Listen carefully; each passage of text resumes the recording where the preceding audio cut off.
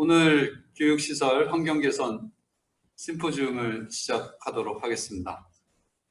먼저 오늘 참석해 주신 지금 온라인으로 참석해 주신 분과 그 다음에 지금 이 학회 본부에서 센터에서 참석해 주신 직접적으로 참여해 주신 분과 이렇게 공동으로 심포지움을 진행하는 걸로 하겠습니다.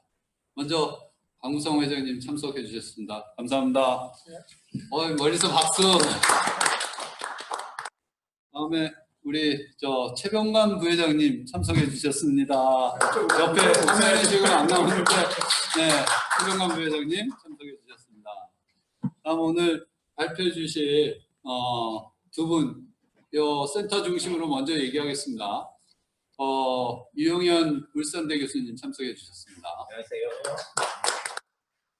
다음 부경대학교의 김민석 교수님 참석해 주셨습니다.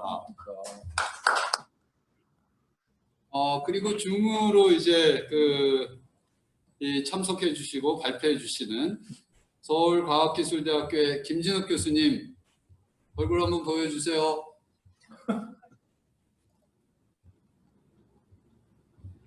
이 멀리 있으면 이렇게 더디게 보입니다. 못 찾네. 네. 화면. 자, 안 보이면 넘어갑니다. 아예 말씀해 주시죠. 네, 김진욱 교수님 말씀 한번 주세요. 네. 말씀하라는 거 얼굴 보여달라 그래서 얼굴만 어찌됐든 알겠습니다. 다음 교육부의 윤갑천 상무관님. 네, 안녕하세요. 교육부 윤갑천입니다. 반갑습니다. 네, 반갑습니다.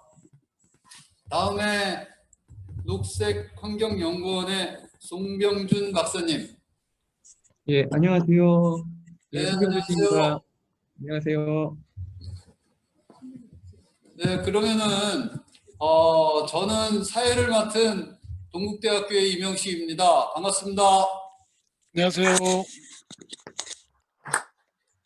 박수 안 치시는 분이 있는 것 같아서 저 화면을 다 봤습니다. 자, 그러면은 약간 5분 정도 늦게 시작은 하지만 지금부터 시작을 하는 걸로 하고 개회 선언 겸 개회사가 우리 회장님이 있겠습니다. 강무성 회장님 모시겠습니다.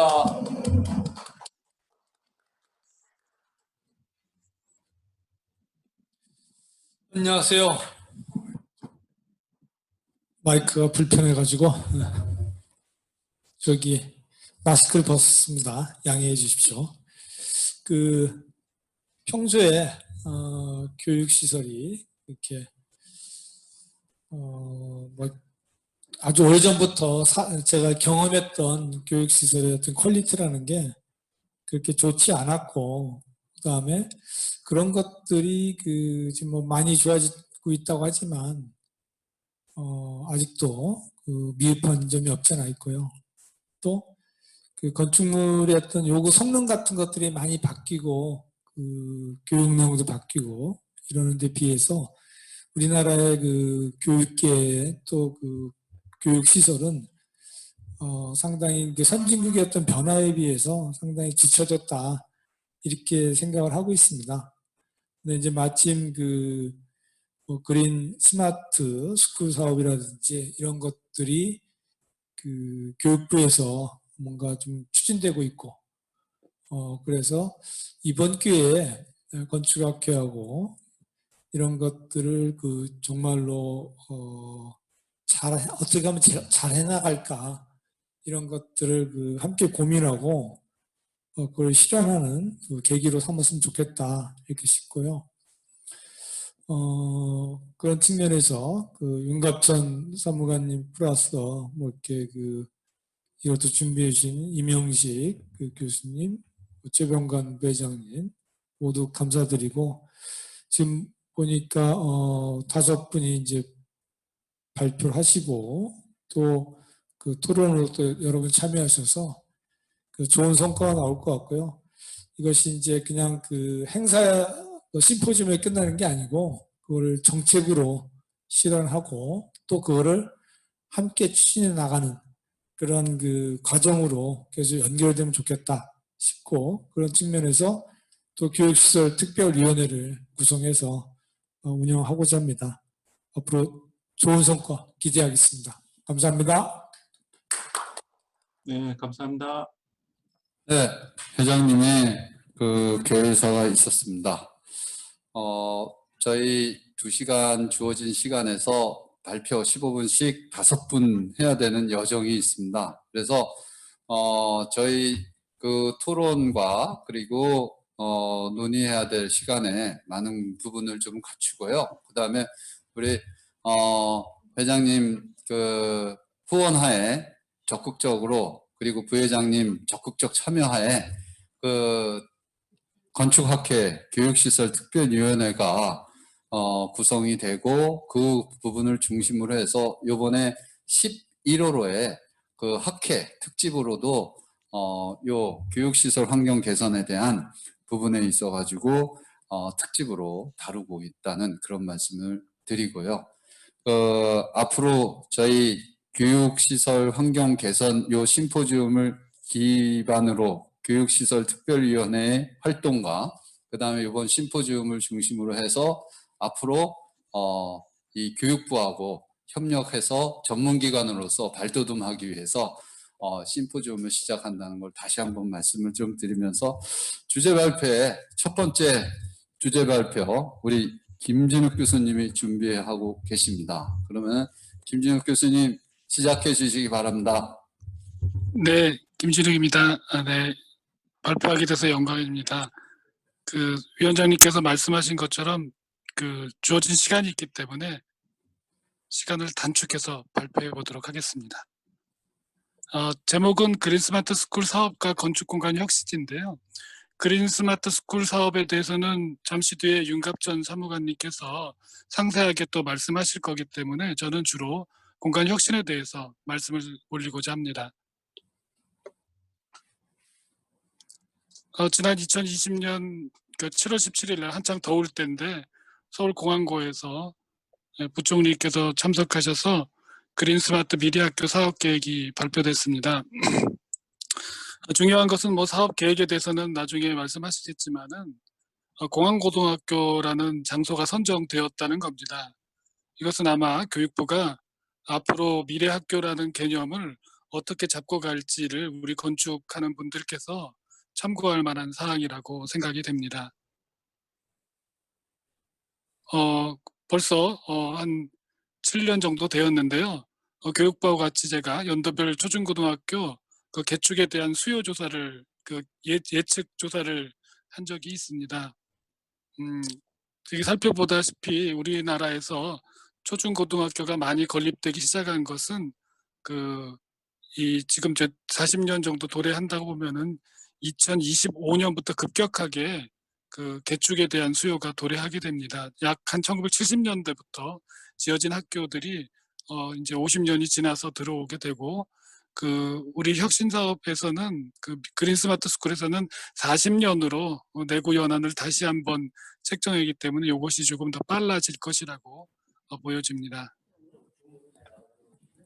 이거는 아마 다음 발표에서도 또 보시겠지만은 40년 이상 경과 학교가 올해는 약 8,000동, 면적으로는 한 160만 제곱미터, 그리고 이게 점점 이제 누적이 되다 보니까 2050년 경에는 약 3만 동 정도의 40년 이상 경과된 학교들이 생기게 됩니다. 따라서 뭐 이 구조적인 안전성을 떠나서 개축 수요가 늘어난다라고 볼 수가 있겠습니다. 그러면은 과연 이렇게 오래된 학교들이 어떤 문제점을 가지고 있는가를 본다면은 1962년부터 1991년까지 표준 설계 도서를 적용을 하였습니다. 91년 이후에 물론 없어지긴 했지만 아직도 많은 규정에서 표준 설계 또는 뭐 표준 계획 뭐 이런 말들을 사용하고 있어서 우리나라의 학교들이 계속 비슷한 유형을 답습하게 되는 그러한 문제를 만들어내고 있는 것이라고 보여집니다. 그러면 설계 공부는 어떠한가를 또 보면은 서울시 교육청에서 조사한 바에 의하면은 지금 왼쪽에서 보시는 바와 같이 현상 설계, 오늘 참석하신 교수님들을 포함해서 많은 분들이 심혈을 기울여서 심사를 해주시는데 그렇게 당선이 되었다 하더라도 실제로 지어지게 될 때는 오른쪽에 같은 형태로 지어지게 된다는 또 아픔이 있습니다. 이런 것들은 뭐 여러 가지 이유가 있을 텐데요. 그런 이유들을 이번 그 미래학교에서는 조금 더 탈피해서 우리 후손들에게, 우리 아이들에게 좋은 건축적 공간을 남겨주어야 될 것이라고 생각이 됩니다. 사실 그 어느 나라에서도 교육 과정이 개편이 되면은 그것에 대한 그 건축적 요구 사항들이 변화되기 때문에 당연히 새로운 그 건축 방향들이 나와야 되는데 우리나라는 그렇지 못했습니다. 지난 아마 여러분들께서 기억하시고 있는 마지막 그 교육과정 7차 교육과정이란 말을 많이 들어보셨을 텐데요. 그 이후에도 교육과정은 계속 개편되고 있습니다. 단지 몇 차라는 말을 이제 안 쓸 뿐입니다. 그 중에 하나가 이제 열린 교실들이 있었습니다. 우리나라에서 열린 교실들이 그 많이 사용이 되었는데 뭐 오늘 이제 부회장님도 오셨지만은 열린 교실이 그 일본에서 사용되었던 그런 방식들을 우리나라에 그대로 가져오다 보니까 실제로 우리나라의 정서적인 사항들, 교육적 환경과 굉장히 잘 맞지 않았다는 것을 볼 수가 있습니다. 그래서 비디오를 틀진 않을 텐데 한심한 열린 교실이라는 말로 뉴스에 오르기도 했습니다. 그래서 이번에 그 서울시에서 꿈담교실 사업을 진행하면서 많은 학교들이 열린 교실 공간들을 꿈담교실의 그 케이스로, 장소로 제공을 하고 이것을 좀 개선해 달라는 요구사항이 많이 있었습니다. 그 다음은 지금도 우리 교육 현장에서 사용되고 있는 교과교실제가 있습니다. 교과교실제는 잘 아시다시피 실제로 각 반이 없고 다민제가 아닌 학생들은 수업에 따라서 이동식 수업을 하는 마치 대학과 같은 방법인데요. 그러다 보니까 홈베이스라는 공간들, 즉 가방을 놓고 이런 공간들이 필요하게 될 텐데 그런 공간들이 가구나 또는 실제로 교육 시스템에서는 교과교실제가 시행되지 않아서 이렇게 그냥 넓은 공간으로 남아져 있는 경우들을 살펴볼 수가 있습니다. 네, 이것은 미국에서 그 더스쿨이라는 콜롬비아 대학의 그 학교에서 찍은 사진인데요. 물론 이제 문제는 이런 학교들은 학생 수가 한 학년에 뭐 30-40명밖에 안 되기 때문에 조금 더 코지한 공간이 가능할 거라고 보여집니다. 다음은 학교의 개축 절차입니다. 현재는 개축을 하기 위해서는 일단 구조적으로 무너질 정도로 위험하다는 것에 대한 7단계에 걸친 그 확인 절차가 있습니다. 특히 5단계 이제 교육부 재난위험시설 평가위원회가 있는데요. 여기서 D2등급에 대한 적적성 평가를 하게 됩니다. 이때 건축 구조 분야의 위원들과 건축 계획 분야의 위원들이 같이 참여해서 가능하면은 교육청에서 요구한 그 재난 시설에 대한 판정을 긍정적으로 내리려고 하는 모습들이 있지만은 현재 이 시스템상에서는 쉽게 개축을 판단하기는 좀 어려운 상황입니다. 다음은 공공건축물의 공사비입니다. 많은 신문이나 그 논문에서 우리나라의 그 초중고등학교의 공공 건축물의 공사비가 작다는 예를 들고 있는데요. 실제로 그 조달청의 그 공공건축물 그 공사비 비교를 매년 발표를 하는데 제가 자료를 한번 조사를 해보았습니다. 초등학교 경우는 약 70만 원으로 이 정도는 230만 원, 그리고 청사 같은 경우는 240만 원, 특히 그 교도소, 교정시설의 경우는 190만 원이어서 학교가 교도소보다 못하다라는 이런 얘기가 그 언론에서 나오는 이유가 있다는 것을 확인했습니다. 물론 여기서 우리가 확인할 것은 교도소는 주거시설이기 때문에 학교랑은 좀 다른 공사 내역이 있는 것은 인지해야 될 것이라고 보여집니다. 그러다 보니까 이런 문제가 생기게 됩니다. 제가 지금 세종시 교육청 총괄기획과를 하고 있는데요. 실제 그 혁신 사업에서 지원했던 많은 학교들이 이번 그 2020년 사업으로 이 상상계단이라는 것을 좀 보수를 해야 되겠다고 요청을 하셨습니다. 그것을 보니까 실제 우리가 그 투시도에서 본 것과는 전혀 다른 형태의 마감이 되어져 있어서 여기는 오르내리는 계단이고 오른쪽에는 아이들이 앉아서 편하게 책도 보고 그러는 공간이지만은 건축법에 의해서 이 레일이 생겨야 되고 또한 마감 자체가 굉장히 차가운 재료로 마감이 되어져 있기 때문에 실제로 이 공간들이 재미있는 공간들이 쓰이지 못하는 것들을 우리가 살펴볼 수가 있겠습니다. 또 다른 사례입니다. 이것도 세종시의 사례인데요. 학교들이 약간 홈베이스 공간들을 활용하기 위해서 요즘은 그 미세먼지 때문에 외부 체육 활동을 못하게 되어서 실내 체육 활동들을 좀 하고자 하는데 문제는 바닥까지는 어떻게 했는데 층고가 낮아서 여기서 충분한 활동을 하지 못하는 문제가 발생하게 됩니다. 따라서 이러한 그 층고에 대한 문제들 그리고 바닥 마감에 대한 문제들 그리고 안전에 대한 문제들이 같이 검토되어야 될 것이라고 보여집니다. 다시 공항고등학교로 돌아왔습니다. 공항고등학교도 이번에 건축문화 대상에서 그 공공건축 부문에서 입상을 하였는데요.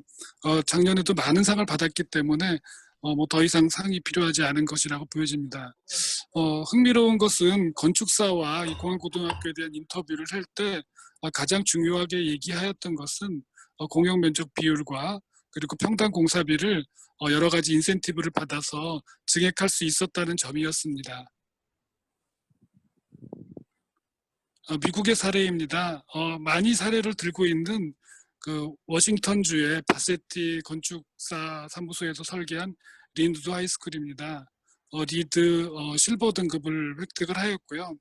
인상적인 것은 이렇게 큰 그 포디엄 공간들을 이용해서 각 교실로 굉장히 원활하게 이동과 활동 그리고 여러 가지 교류가 가능하다는 점입니다.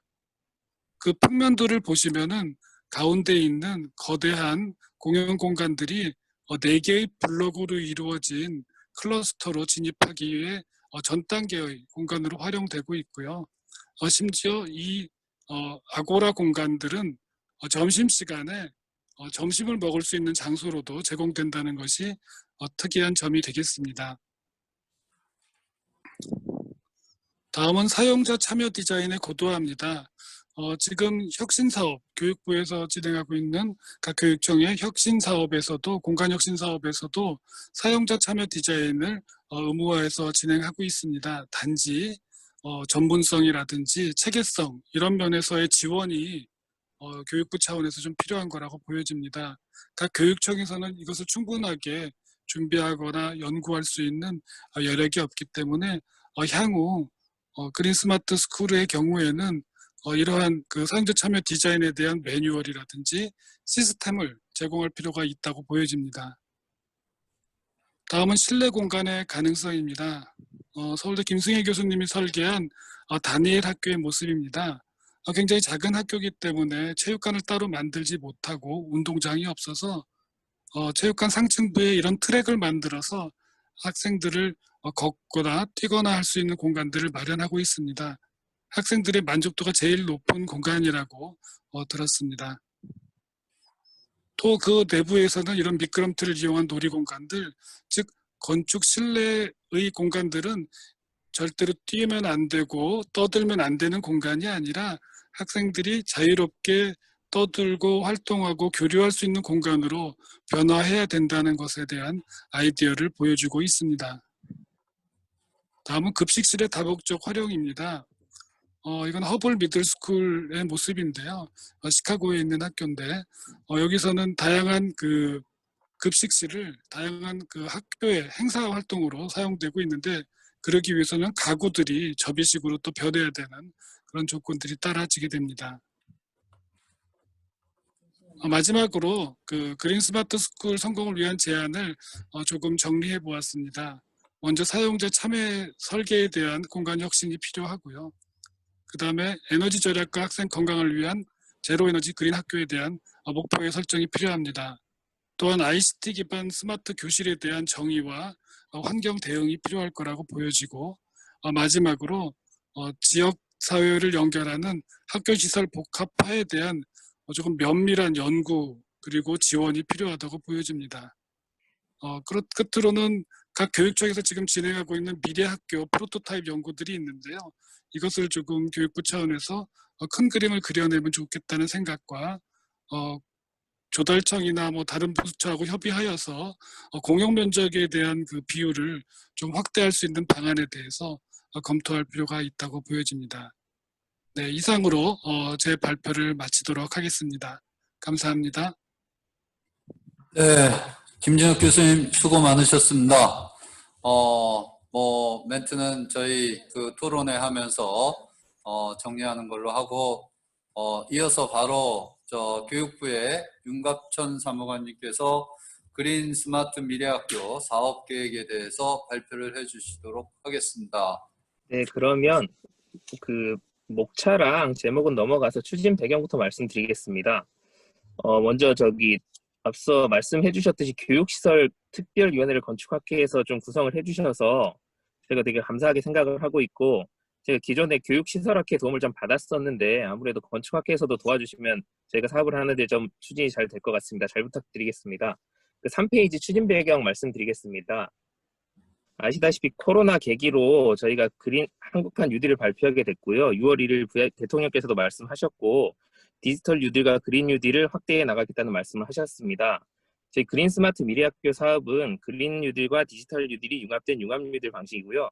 추진 배경에 보시면 먼저 코로나19를 계기로 새로운 교육 체계 마련이 요구되고 있습니다. 아시다시피 이제 등교 수업도 전체적으로 할 수 없는 상황에서 디지털 교육, 원격 교육에 대한 체계가 좀 필요성이 대두가 됐고요. 그리고 두 번째 네모를 보시면 기후변화 협약에 대응하는 친환경 제로에너지 학교의 보급도 요구되고 있습니다. 국가 온실가스 감축 목표가 BAU 대비 32.7%로 지금 나와 있고 학교 같은 경우에는 공공건축물의 상당 부분을 차지하고 있습니다. 그래서 학교 건물이 선도적인 역할을 수행할 때 온실가스 감축에도 대응할 수 있을 것으로 예상하고 있습니다. 그렇기 때문에 단지 교육과 이런 문제에서 끝나지 않고 미래교육 변화에 대응한 학교시설 인프라를 구축하겠다는 내용이고요. 기존의 노후시설로는 교육체계를 전환하는 데 한계가 있기 때문에 학생 중심의 창의적 교육 공간으로 건강하고 쾌적한 환경으로 제공하겠다는 목표로 추진을 하게 되었습니다. 다음, 앞서 김진욱 교수님께서 먼저 표를 보여주셨는데 저희가 40년 이상 노후시설 건물을 보니 전체 건물의 약 20% 정도 수준이 됩니다. 이 상태로 간다고 하면 2050년까지는 3만여 동이 되고 이게 가만히 있는 상태로 계속 누적이 되면 사업을 추진할 때 절벽처럼 어느 순간 물량이 너무 쏟아지게 돼서 대응을 할 수가 없기 때문에 지금부터 시작해도 결코 빠르지 않은 수준이고요. 40년 이상 노후시설을 개선하지 않을 경우에는 학생들 안전과 학습권이 확보가 어렵고 지역별 교육 여건 불균화도 심해질 것으로 예상하고 있습니다.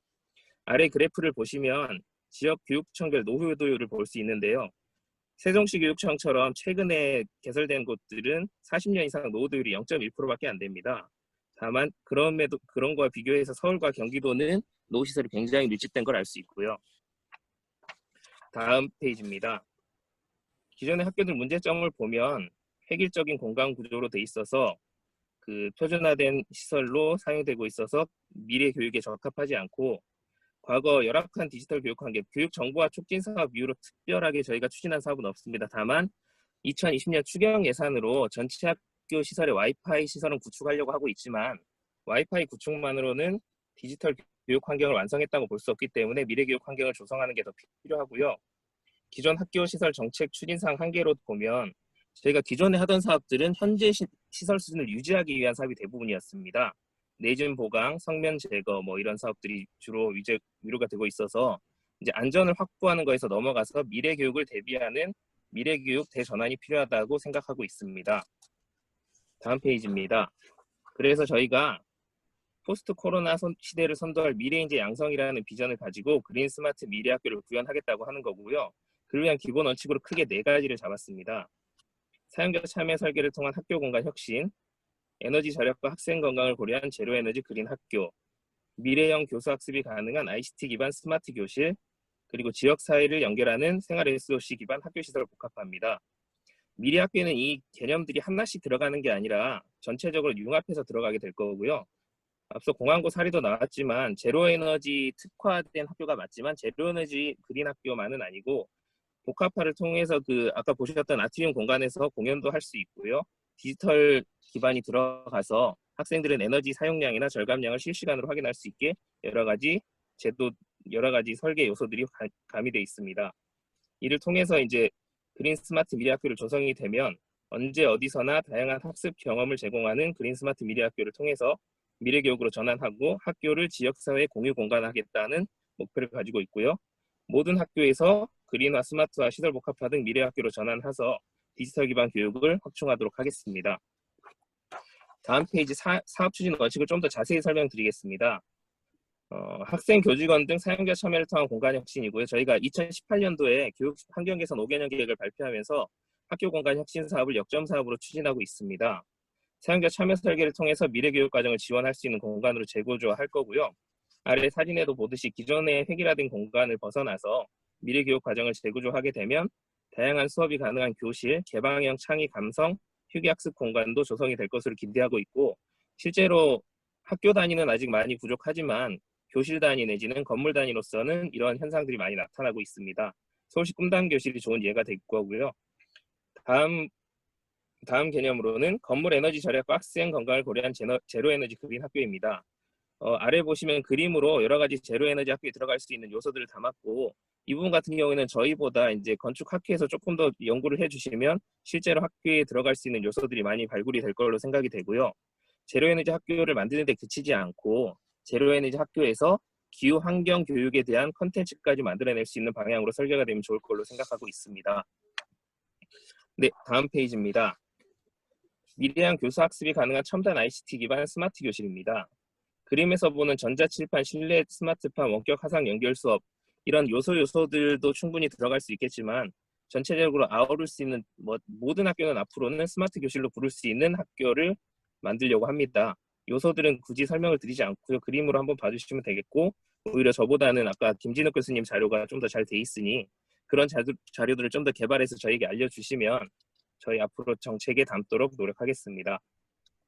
다음은 지역사회를 연결하는 생활 SOC 학교 시설 복합합니다.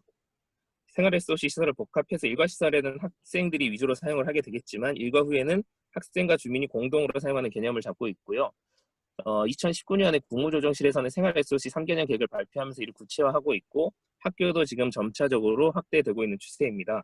학교를 지역사회 상생 거점화해서 학교가 지역의 중심이 될 수 있도록 하겠습니다. 이를 위해서 제도 개선도 계속 추진 중이고 제도 개선할 때도 저희가 좀 의견을 여쭐 테니까 많은 좋은 의견 부탁드리겠습니다. 저희가 사실 할 수 있는 얘기는 7페이지 부분에 그린 스마트 미래학교 추진 계획입니다. 저희는 사실 행정을 푸는 부분이 많고 이 행정을 풀어가는 과정에서 실제 설계 요소나 아이디어들은 좀 계속 의견을 받을 거고요.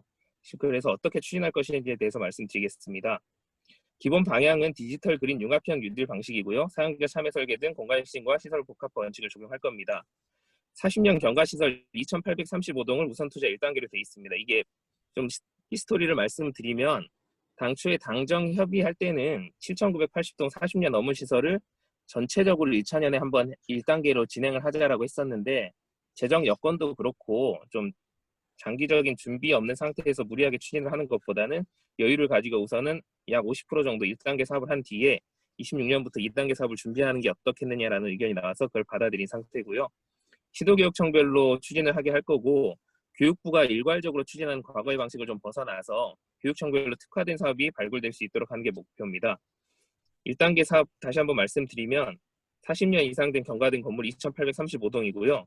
40년 이상 노후된 8,000여 동 중에서 소규모 학교나 향후 통폐합이 고려되는 학교들을 제외하면 약 6천여 동이 됩니다. 그중에 50% 정도를 저희가 목표로 잡고 있는 거고요. 원격 교육 체계를 구축할 수 있는 제로에너지 학교로 리모델링하거나 증개축하겠습니다. 총 사업비는 18.5조 원이고요. 재정 사업과 BTL 방식 그리고 혼용이 될 거고 총 사업비 중에 국비 30%가 지원이 될 예정입니다. 다음 페이지입니다. 제도 개선 부분은 뭐 나와 있긴 하지만 복합화를 계속 할 거고요. 그 임시교사가 조금 더 용이하게 사용될 수 있도록 품질이 더 좋은 학생들의 안전이 더 고려되는 임시교사를 사용하도록 할 겁니다. 그리고 기존에 앞서 김진석 교수님도 말씀하셨는데 학교 신설 단가가 그렇게 높은 편이 아닙니다. 저희가 그린스마트 미래학교를 추진하면서는 제곱미터당 200만 원 이상을 확보하려고 하고 있는데 신설학교 단가가 아직 그걸 못 따라가서 그 부분도 검토하도록 하겠습니다. 그 교육청에서 지금 민자 방식에 대해서 좀 우려가 있는데 과거 추진한 민자 방식을 개선해서 업그레이드된 민자 방식을 추진하겠습니다. 다음으로 추진 체계입니다. 저희 교육부에서는 이미 미래학교 추진단이 9월 14일자로 구성이 됐습니다. 그럼에도 불구하고 아직 교육청에서는 해당되는 부서가 없어서 저희가 지금 계속 노력을 하고 있는데 이 그린스마트 미래학교 사업을 단순한 시설 사업이 아니고 미래학교를 조성하는 사업으로 들어가기 위해서 교육, 행정, 디지털, 뭐 시설 이런 모든 부분을 망라할 수 있는 추진단이 생기면 좋을 것 같고요. 실제로 저희 교육부 추진단에서도 기술직뿐만이 아니라 전산, 행정, 교육 전문직들이 다 들어와서 함께 작업을 하고 있습니다. 그리고 이 사업을 지원하기 위해서 미래학교 지원센터를 조성할 계획이고요. 저희가 내년에 약 30억 원 정도 예산을 들여서 지원센터를 운영하면서 실제로 뭐 필요한 정책 연구도 발주를 할 예정이고 민간 기업들도 지원할 수 있는 부분을 받아들일 예정에 있습니다. 다음 페이지 기대 효과입니다. 뭐 이 부분은 저희가 말로 설명하는 것보다 아래에 있는 그림들 4가지가 있는데 이 부분에 지금 해외 사례들을 넣지 않고 향후에는 저희 사례들이 많이 발굴될 수 있도록 계속 노력할 거고요. 그 학회에서도 좀 많은 도움을 부탁드리겠습니다. 의견을 계속 여쭙겠습니다. 마지막으로 경제 환경적 기대 효과고 뭐 일자리야 당연히 예산이 트인 만큼 창출이 될 거고요. 제로에너지 그린 학교가 생기기 때문에 CO2도 감축이 될 거고 저희가 지금 이 계획안은 현재까지 장관님 결재를 받은 버전이 이거고 계속 업그레이드를 하고 있고 미래학교의 비전이라든지 향후의 교육 과정과 연계하는 부분도 계속 담고 있습니다. 그래서 이 부분이 완성될 수 있도록 저희 그 교육시설 특별위원회에서 계속 좀 역할을 해주시면 저희가 조금 뭐 많은 도움을 받을 수 있을 것 같고 향후에 저희가 사업 정책을 결정하는 과정에서도 계속 의견을 여쭙도록 하겠습니다.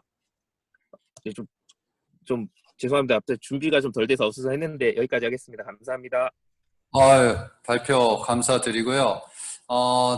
지금 뭐 이동 중에 발표를 해주시고 또 자리를 이동을 하셔야 되는 그러한 상황인데 그 토론에 참여가 어려우신 것 같아서 발표 마친 방향에 맞춰서 제가 그냥 자장으로서 우리 윤갑첨 사무관님한테 그 질문 아닌 지금 말씀해 주신 내용에 대해서 저희 학회가 준비하고 있는 내용들이 서로 그 부합되고 있다는 걸 좀 말씀드리고요. 그리고 저희 교육특별위원회에서 이 부분에 맞춰 가지고 로드맵 구축이라든지 그 다음에 각 항목별로 아까 말씀 주신 그 공간혁신 부분이라든지 제로 에너지 그린 학교라든지 스마트 교실이라든지 그 다음에 학교 시설 복합화 이런 부분에 대한 좀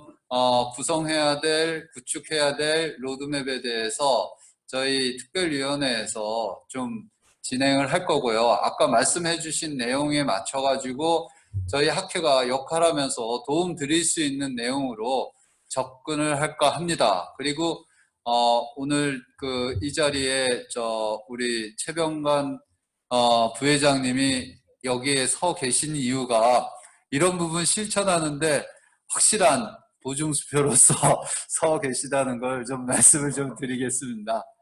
뭐 바쁘실 텐데 이렇게 참석해 주셔서 감사하고요.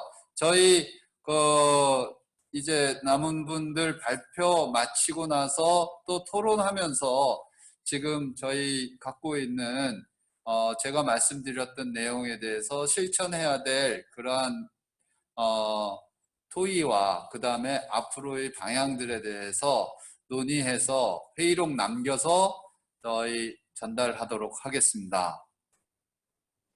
네, 많은 가르침 바라겠습니다. 제가 한번 학회 찾아뵙겠습니다. 아, 예. 오늘 수고 많으셨습니다. 감사합니다. 네, 감사합니다.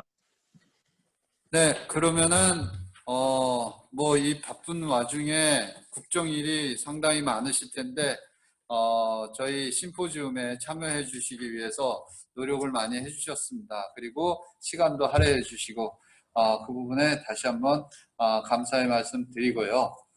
그 다음에 이어서 저희 발표, 세 번째 발표, 포스트 코로나 시대의 안전한 학교에 대하여 부경대학교 김민석 교수님이 발표해 주시도록 하겠습니다. 네, 발표 부탁드립니다. 박수도 부탁드립니다.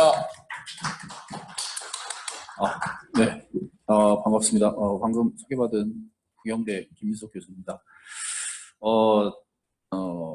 앞선 두 분 발표 굉장히 잘 들었습니다. 그리고 어떤 장기적인 로드맵 측면에서도 기대가 되는 부분도 상당히 있고, 그 부분에서 어떻게 제가 도움이 될 수 있었으면 하는 바람입니다. 네, 바로 시작을 하겠습니다. 예, 앞으로 좀 넘겨주시죠. 맨 앞으로. 네, 네, 지금 맨 뒤거든요. 네, 네, 그렇습니다. 제가 넘길 수 있나요? 제가? 네네. 예, 예, 제가 하겠습니다. 네, 네, 제가 하겠습니다. 주제는 일단 이렇습니다. 포스트 코로나 시대의 안전한 학교에 대한 얘기를 고민을 좀 해봤습니다. 나름 이런저런. 일단 뭐 다 잘 아시는 부분부터 일단 얘기를 시작을 하고 있습니다. 뭐전 세계적으로 굉장히 강타를 했습니다. 코로나19가. 그래서 WHO에서 팬데믹을 선언을 했고요. 전 세계적으로 그에 따라서 경기 침체나 어떤 혼란을 겪고 있습니다. 근데 이게 이제 뭐 어떤 장기화 가능성도 좀 보이고 있죠. 그래서 뭐 백신이 뭐 등장을 언제 할지도 모르겠지만 등장도 불투명하고 시기도 불투명하고요. 그리고 재감염이 가능한 병이다 이런 얘기도 있고요. 그리고 또 유사 감염병이 계속 이제 그 5, 7년 단위로 발생을 하고 있습니다. 밑에 이제 잠깐 제가 표로 정리를 했지만 뭐 사스라든가 신종플루, 뭐 메르스 같은, 특히나 이제 신종플루도 그 당시가 2009년이죠. 그때도 그 WHO에서 팬데믹을 선언했던 사례도 있었고요. 그렇게 오래된 사례가 아니라는 거죠. 그래서 이 어떤 사태의 장기화 또는 어떤 유사 사태의 재발생에 대한 어떤 대처가 필요하고 중요한 부분이라고 볼 수가 있겠습니다. 예, 안 넘어가네요.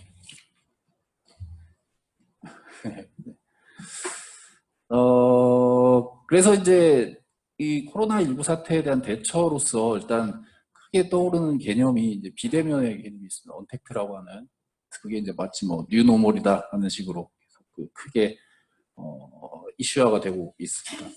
이제 사회 각계에서 이런 방향으로 어떤 미래 세계를 방향성이라고 할까요?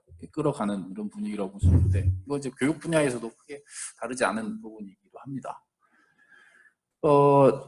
그런 관련해서 이제 한국 리서치에서 조사한 바에 따르면 비대면 사회에서 그러니까 어떤 가장 긍정적인 어떤 변화 이런 측면으로 몇 개를 이제 설문조사를 한 사례가 있었는데, 그게 이제 온라인 보험금 청구, 뭐 드라이브스루 쇼핑, 그리고 온라인 원격 근무, 그 다음에 이제 온라인 원격 강의 강좌 수강, 이런 식으로 설문조사 결과가 나왔습니다.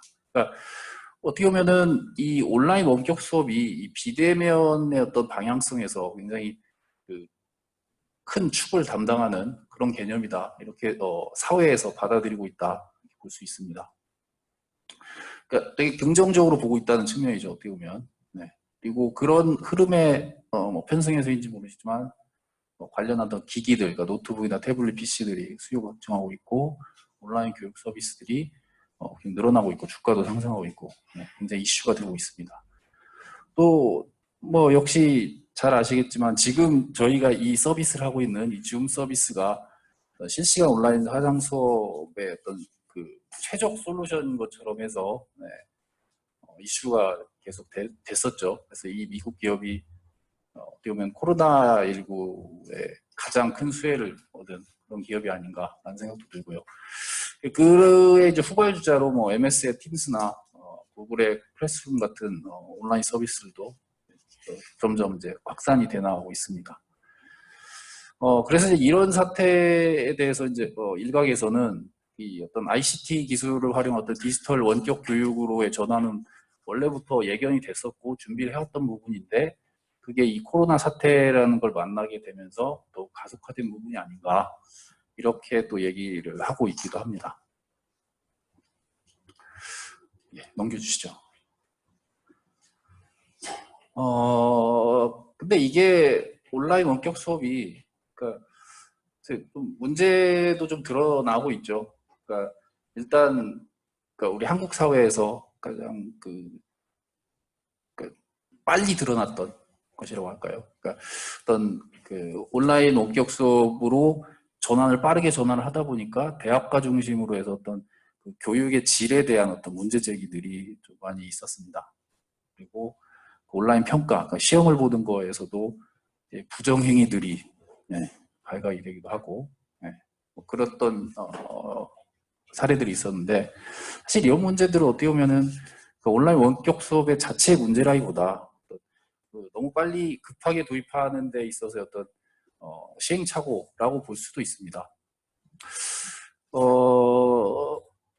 근데 또 이 온라인 화상 미팅, 그러니까 뭐 줌으로 대표되는 온라인 화상 미팅 솔루션에서도 사실은 좀 문제점들이 좀 드러나고 있죠. 그러니까 뭐 보안상의 결함 뭐 이런 거는 줌 쪽에서 뭐 계속 대처를 하고 있다고 하지만 사실 해킹이라는 게 어떻게 보면은 막는 자와 뚫리는 자의 계속된 싸움이라고 볼 수 있습니다. 뭐 그런 측면의 어떤 사라지지 않는 어떤 문제점이라고 볼 수 있고, 그다음에 이 심리적인 측면에서의 그 폐해죠. 이런 걸 얘기를 하는 사례도 있습니다. 내셔널 지오그래픽 매거진 그리고 뭐 뉴욕타임즈 이런 데서 이제 그 기사를 냈었는데 그 기사에서 이제 조명을 했던 부분이 이 온라인 화상 미팅을 활용을 해서 뭐 어떤 회의를 한다든가 뭐 수업을 한다든가 그러니까 비대면으로 하는 거죠. 비디오 영상을 통한 어떤 비대면 소통을 하는 방식이 그러니까 물론 이제 효율적이긴 합니다. 그러니까 서로 비대면이라는 효과 그리고 실시간으로 할 수 있다는 효과라는 건 있지만 그런 측면의 어떤 그런 방법의 어떤 소통 방법이 그 상대방과의 어떤 그 미묘한 어떤 상대방과의 그 소통이라 그럴까, 그러니까 그 공감이죠. 공감에 대해서 제대로 담아내지 못한다. 이런 부분을 조명을 했던 부분이 있었습니다. 그러니까 이게 그러니까 어떤 소통이라고 하면 이제 말로 소통하는 것도 있지만 어떤 상대방의 그 행동이나 표정도 이제 같이 도움이 되고 하는 부분인데 그런 행동이나 미묘한 표정을 제대로 담아내지 못하다 보니까 그런 측면이 이제 자꾸 사람의 그 뇌를 피로하게 한다는 거죠. 이런 부분이 성인은 어떻게 보면은 뭐 괜찮을 수 있습니다. 근데 아동기가 성장기의 어떤 아동이나 청소년의 경우에는 공감 능력을 좀 해칠 수도 있고 정신적인 어떤 성장에 물론 악영향을 줄 수도 있는 뭐 그런 측면까지도 생각을 해볼 수 있습니다. 네, 넘겨주시죠. 자, 그리고 이것도 이제 온라인 원격 수업의 어떤 효과의 측면을 또 한번 살펴볼 필요가 있는데요.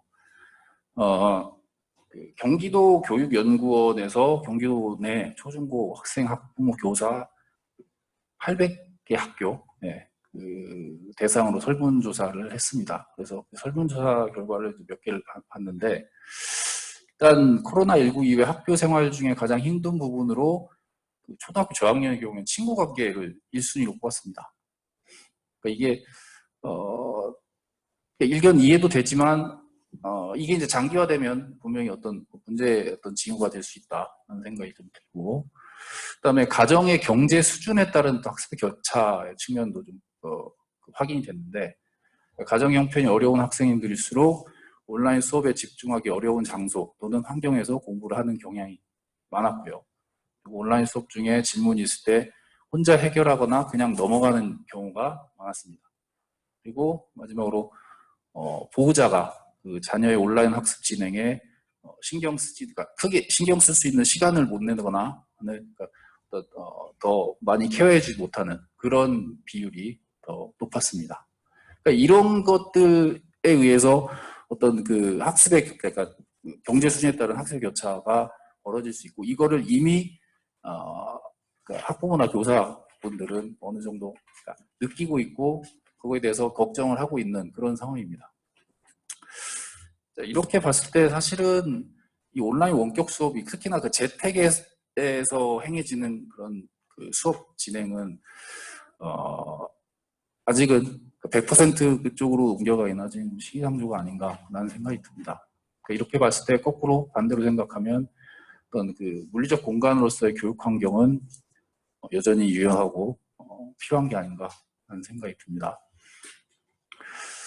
자, 그래서 이제 그 안전한 학교에 대해서 좀 생각을 해봐야 될 것 같습니다. 일단 앞에서도 많은 얘기를 해주셨습니다. 그래서 그 교육 방식이라는 거, 교육 시스템, 뭐 교육 제도, 정책 이런 측면에서 분명히 대책이 필요하고 변화가 필요합니다. 네, 그런 부분은 사실 제가 더 얘기할 필요는 없을 것 같고요. 저는 여기에서는 이제 특히나 어떤 물리적 환경의 변화 측면을 좀 더 초점을 맞춰서 좀 얘기를 해보겠습니다. 네, 넘겨주시죠. 네. 그래서 감염병 예방 환경 설계라는 개념을 좀 제안을 좀 하고 싶은데요. 일단 범죄 예방 환경 설계의 접근법을 사용한 뭐 그런 개념이라고 저는 볼 수 있습니다. 범죄 예방 환경 설계는 세테드라고 불리는 다들 잘 아실 겁니다. 그러니까 한번 읽어보겠습니다. 주어진 건조 환경에 대한 적절한 디자인과 효과적 활용을 통해 감염병 전염수 준 및 감염병에 대한 두려움을 감소시키고 삶의 질을 향상시키는 접근법 또는 방법론, 요거의 개념으로 해서 제가 감염병 예방 환경 설계 제안을 하는 거고요. 이 관련해서 그 VSEPTED라는 개념이 대두된 바가 있었습니다. 그러니까 얼마 전이죠. LH공사에서 이제 공공주택 설계 공모에 이런 개념으로 지침에 이제 등장을 시켰었는데, 뭐 어떻게 보면 비슷할 수도 있지만 그 접근하는 그 취지는 비슷할 수 있습니다. 근데 이제 그 접근하는 방향이랄까 방법의 측면에서 이 VSEPTED 같은 경우는 그러니까 범죄 예방 환경 설계의 감염병 예방의 일부 부분을 어떻게 보면 추가한 개념이고요. 그리고 실질적으로 어떤 설비 시스템적인 관점에 좀 경대하는 그런 경향이 있었습니다. 그리고 제가 제안하는 부분에서는 좀 더 건축 계획적인 측면까지 포괄하는 그런 측면이라고 보시면 될 것 같고요. 네, 넘겨주시죠. 그래서 기본 원칙을 몇 개를 좀 꼽아봤습니다. 6개 정도 꼽아봤고요. 이게 항바이러스 공기 조화, 그다음에 개인 간 거리 확보, 집합 통제, 공유 최소화, 뭐 접근 통제, 마지막으로 유지 관리 이렇게 꼽아봤습니다.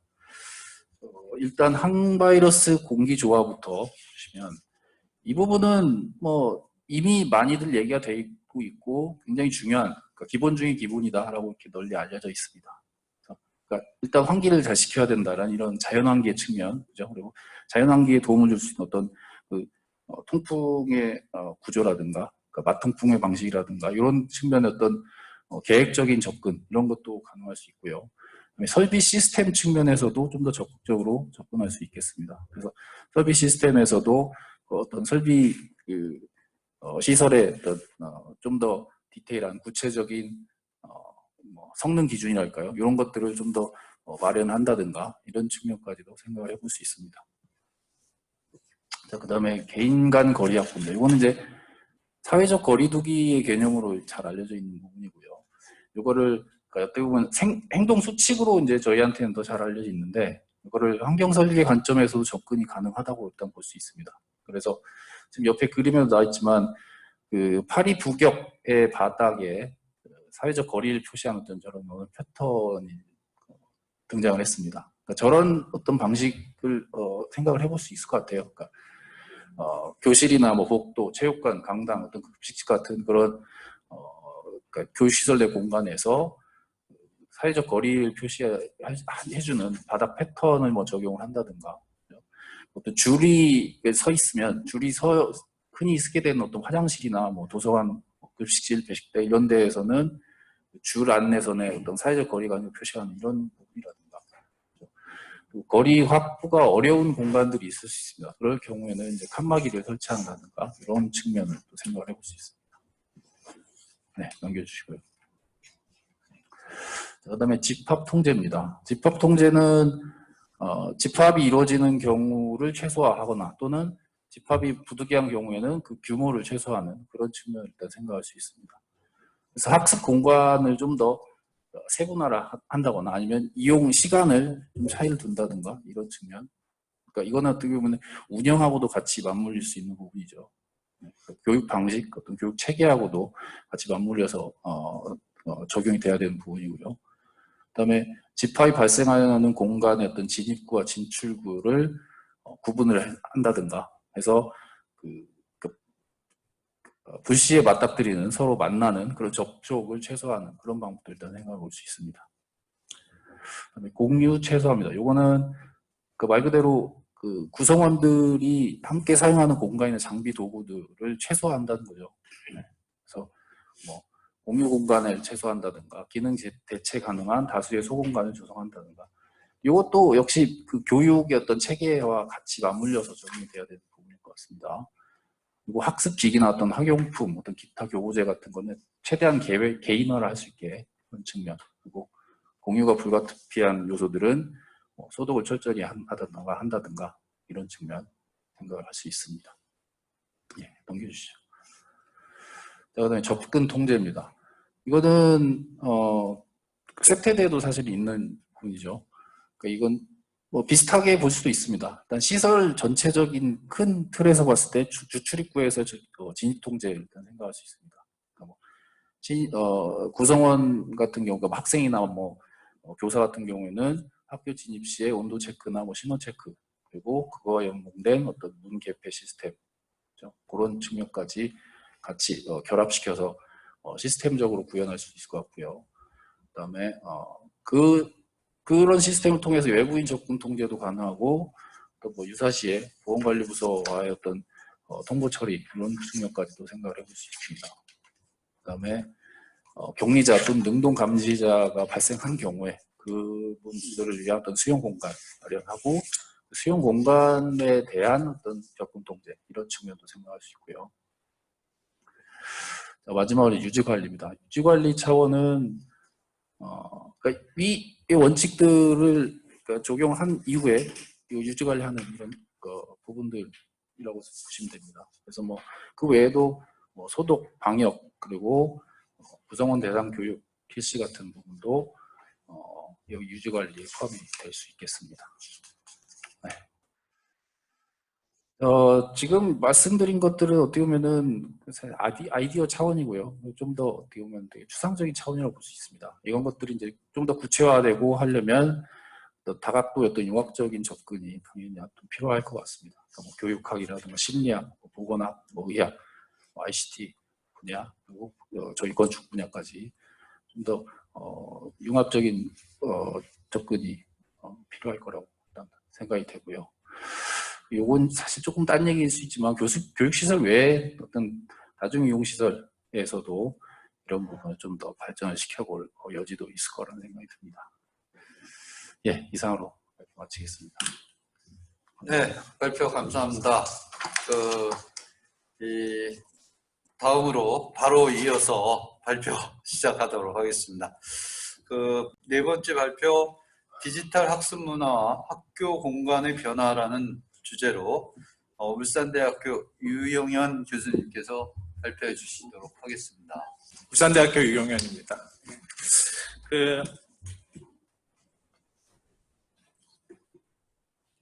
건축학회지 11호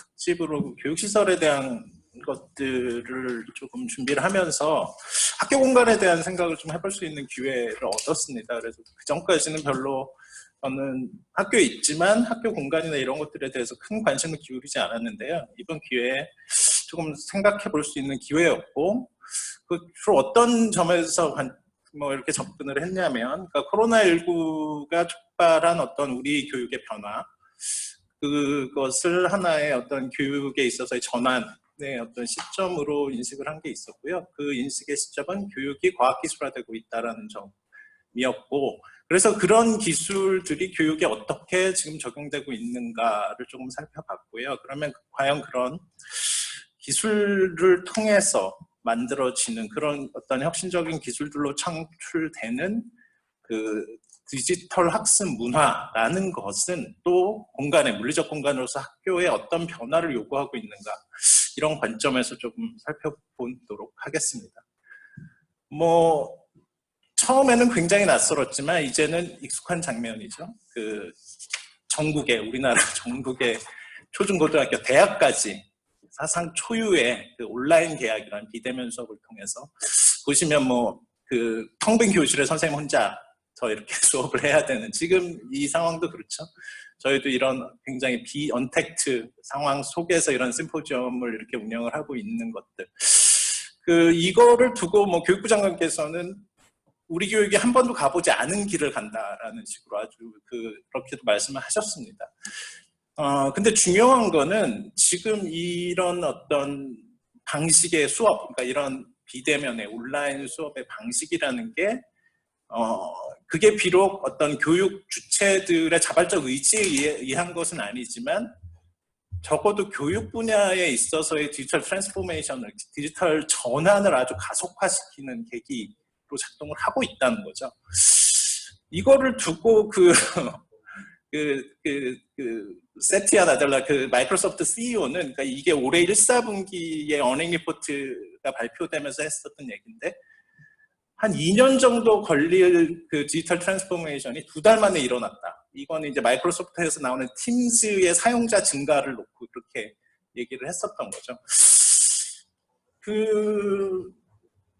그런 상황. 근데 저는 뭐 어떻게 보고 있냐면, 이런 비대면 수업, 온라인 계약하고 이런 것들이 우리의 어떤 미래 교육을 위한 실험으로서 진정한 의미를 갖는 것, 진정한 가치를 갖는 거는 오히려 이런 것들이 뭐뭐가 문제고, 어떤 한계점을 갖고 이런 것들을 어떻게 보완해야 되겠다, 어떻게 개선해야 된다, 이런 방안을 찾아라라고 알려주고 있다라는 점에서 오히려 정말 중요한 의미를 갖는다라고 봐요. 지금 벌써 6개월 이상 진행이 되고 있는데, 지금처럼 이런 굉장히 많은 시행착오, 아마 우리 교육 현장에서도 똑같이 겪었는데요.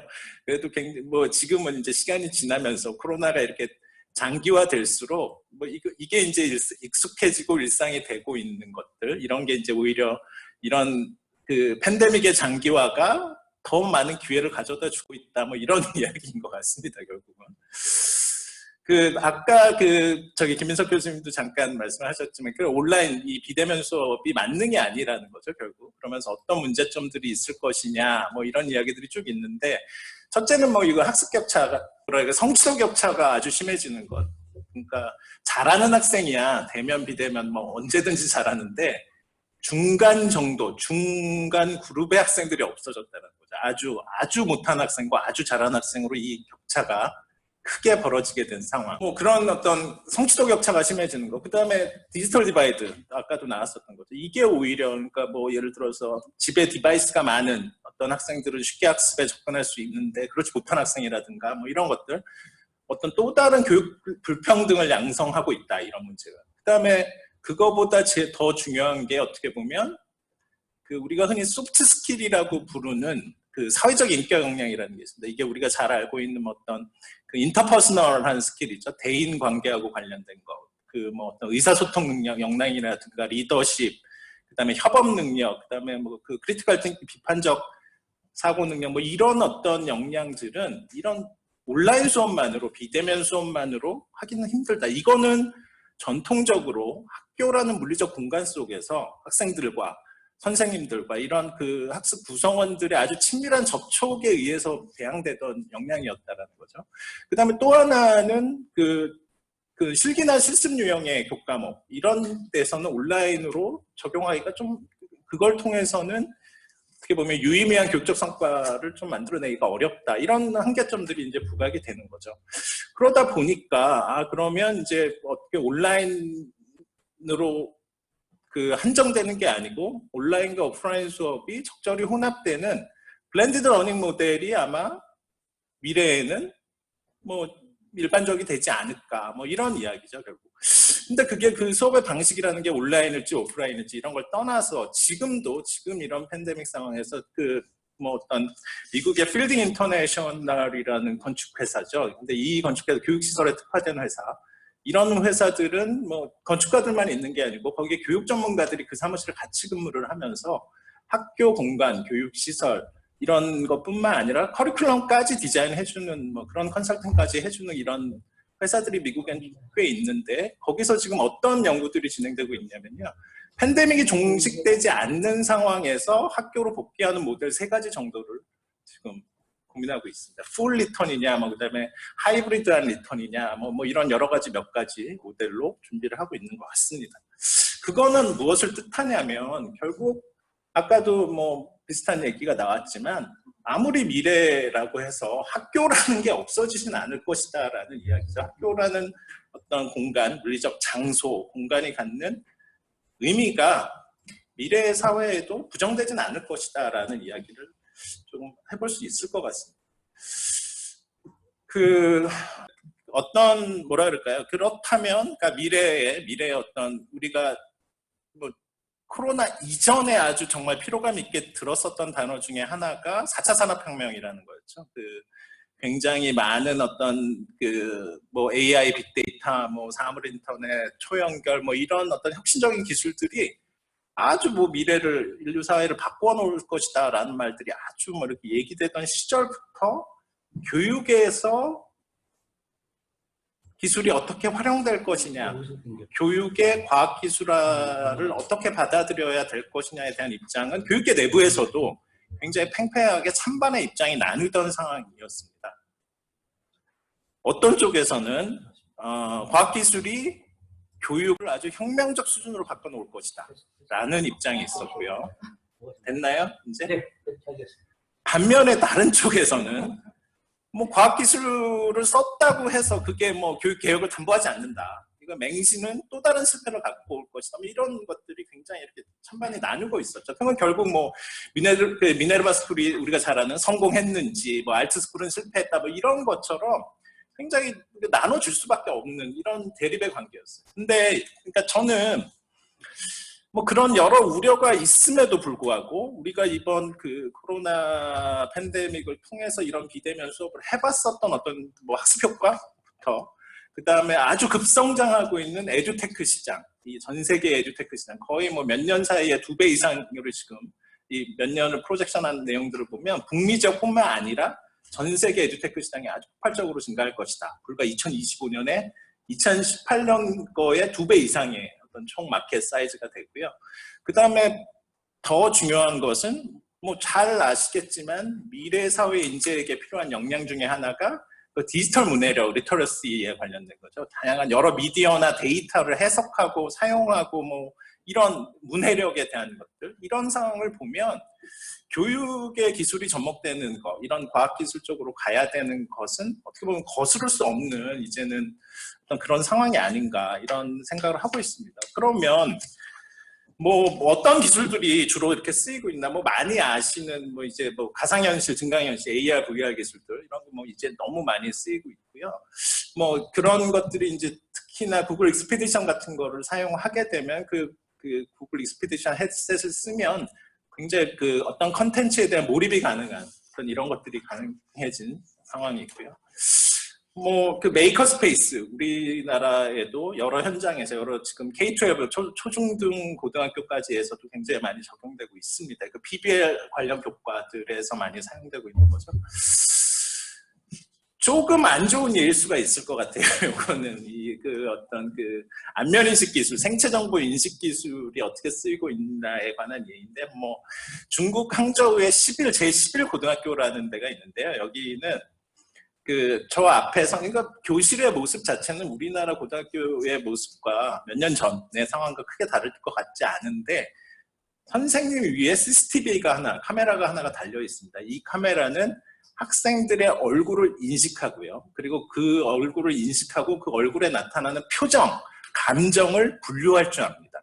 그리고 이 학생이 무슨 행동을 하고 있다, 지금 뭐 책을 읽고 있다, 글을 쓰고 있다, 질문을 하고 있다, 졸고 있다, 이런 것들을 카테고리에 따라서 분류를 해가지고 어떤 학생의 지금 수업을 듣고 있는 어떤 학생의 수업 성취도가 어떻다를 매 30초 단위로 선생님 앞에 있는 모니터에 실시간으로 정보를 제공하고 있는 거죠. 이게 그러니까 여러 가지로 뭐 출석이나 출결 정보뿐만 아니라 어떤 이 학생들을 뭐 파놉티컨, 디지털 파놉티컨이죠. 빅브라더가 감시하고 있는 거죠. 그러므로 인해서 학생들의 어떤 학업 성취도 정보가 실시간으로 교사한테 제공되는 이런 상황입니다. 뭐 이게 좋은 건지 안 좋은 건지는 잘 모르겠습니다. 근데 뭐 이렇게 어떤 여러 기술들이 우리 현장에, 교육 현장에 이미 깊숙하게 들어와 있고 그런 상황에서 보면 그런 어떤 그 과학기술이 가져다 준 새로운 교수학습의 행태들을 하나의 디지털 학습 문화라고 볼 수가 있고요. 그런 학습 문화에서는 어떤 공간이 필요할까라는 어떤 학교의 어떤 공간들이 어떻게 변화해야 될까를 한번 상상해 보는 뭐 그런 기회였습니다, 저에게는. 그래서 학교를 아까 말씀드렸듯이 학교라는 게 물리적 공간으로서, 물리적 장소로서 학교라는 게 없어지진 않겠지만 그럼 어떻게 변할까 이런 생각들을 좀 하다 보니까 한 10년쯤 전이죠, 지금부터 OECD에서 했었던 연구에서도 이런 게 발견이 돼요. 그 물리적 공간이라는 게 학습활동의 중재자로서 굉장히 중요한 역할을 하고, 그거는 미래학교에서도 어떤 개인적이고 사회적인 그리고 형식적이고 비형식적인 모든 맥락의 학습활동을 지원해야 된다라는 것으로 이제 이야기가 되고 있습니다. 뭐 도대체 어떻게 변해야 되나 우리 학교에 대한 것들 뭐 쭉 한번 생각을 해봤어요. 일단은 조금 뭐 지금 뭐라 그럴까요? 너무나 어떻게 보면 단일 목적 그 수업 교실이라고 하는 그저 어떤 학습이 일방적으로 전달되고 그걸 또 일방적으로 수용하는 형태의 학습이 일어나는 교실들이 그 쭉 긴 복도에 의해서 연결돼서 쭉 배열된 뭐 표준 설계도에 의한 것이지만 그런 공간들, 그런 아주 긴장되고 딱딱한 공간이 아니고 조금 부드럽고 유연해지고 느슨해져야 된다. 이거는 목적 공간 아닌 공간들이 있어야 된다라는 거죠. 비목적성 공간, 그냥 쓸데없이 배회할 수 있는, 그냥 쉴 수 있는 공간, 뭐 특별한 목적 없이 이렇게 돌아다닐 수 학교 안에. 그게 아까 김준혁 교수님이 말씀하셨던 어떤 학교에서의 공용 공간의 성격을 가질 수 있을 거예요. 그러니까 그런 것들이 왜 중요하냐면 그런 곳에서 학습 구성원, 학교 구성원들 사이에 굉장히 많은 비형식적인 사회적 접촉이 일어나기 때문에 그런 것들이 좀 필요하지 않을까.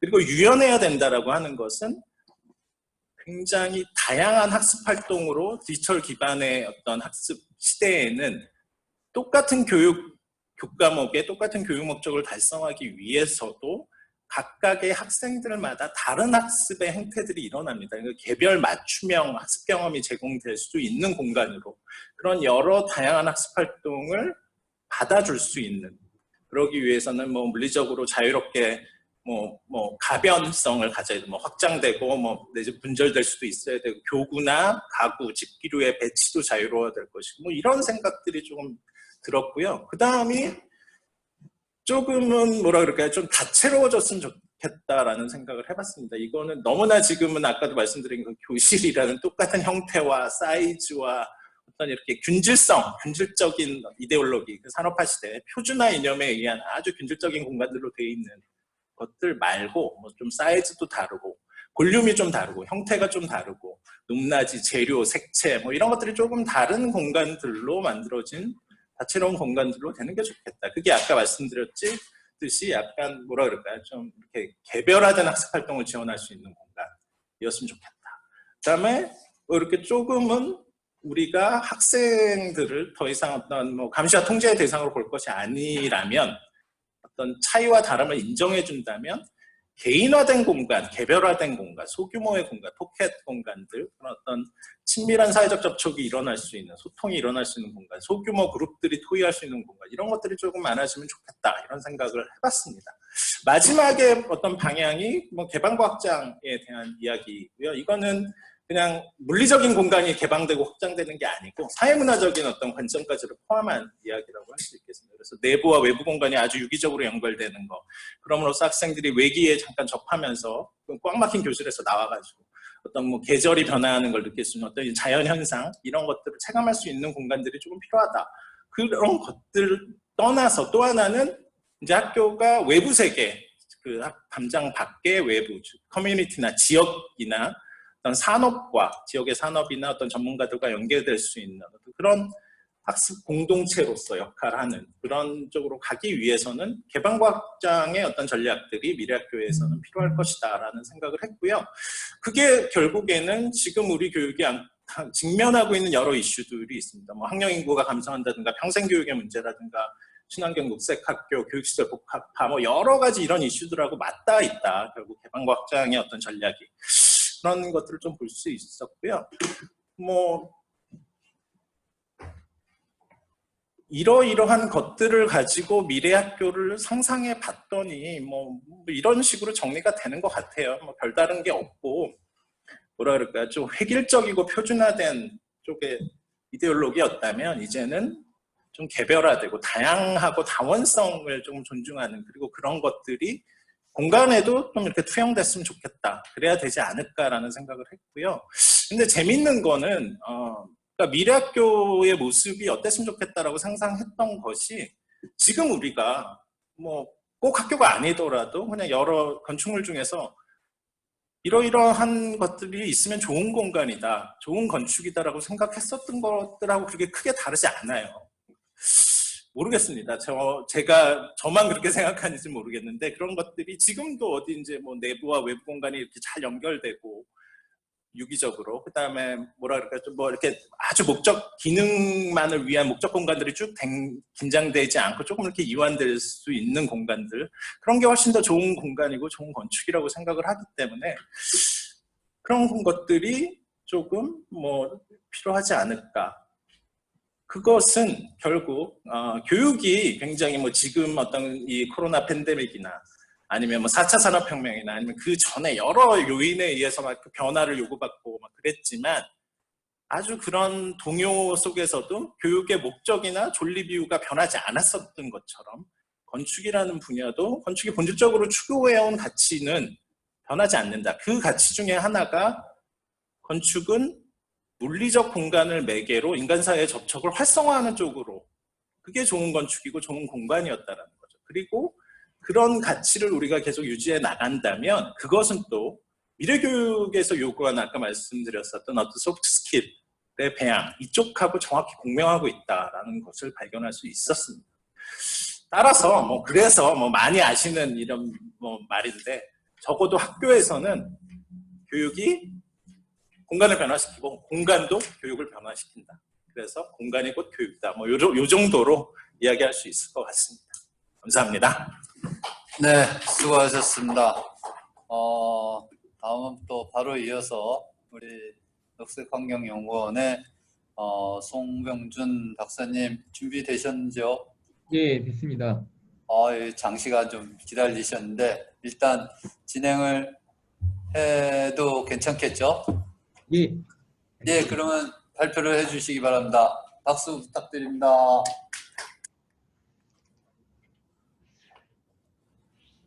혹시 그 PPT가 잘 보이시나요? 네, 잘 보입니다. 예, 그러면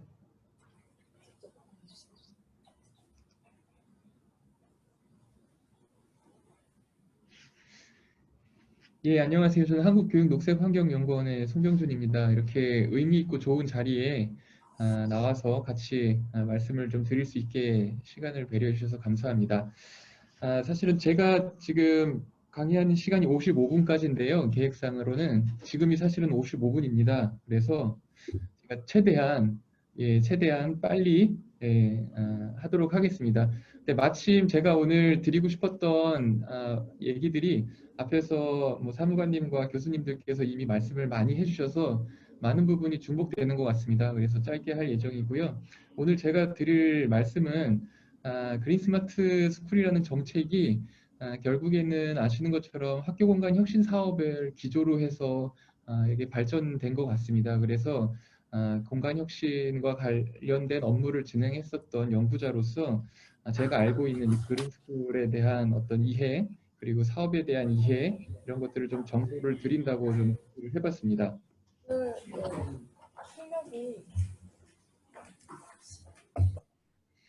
사회적 계속 발표 드릴까요? 네, 계속하시죠.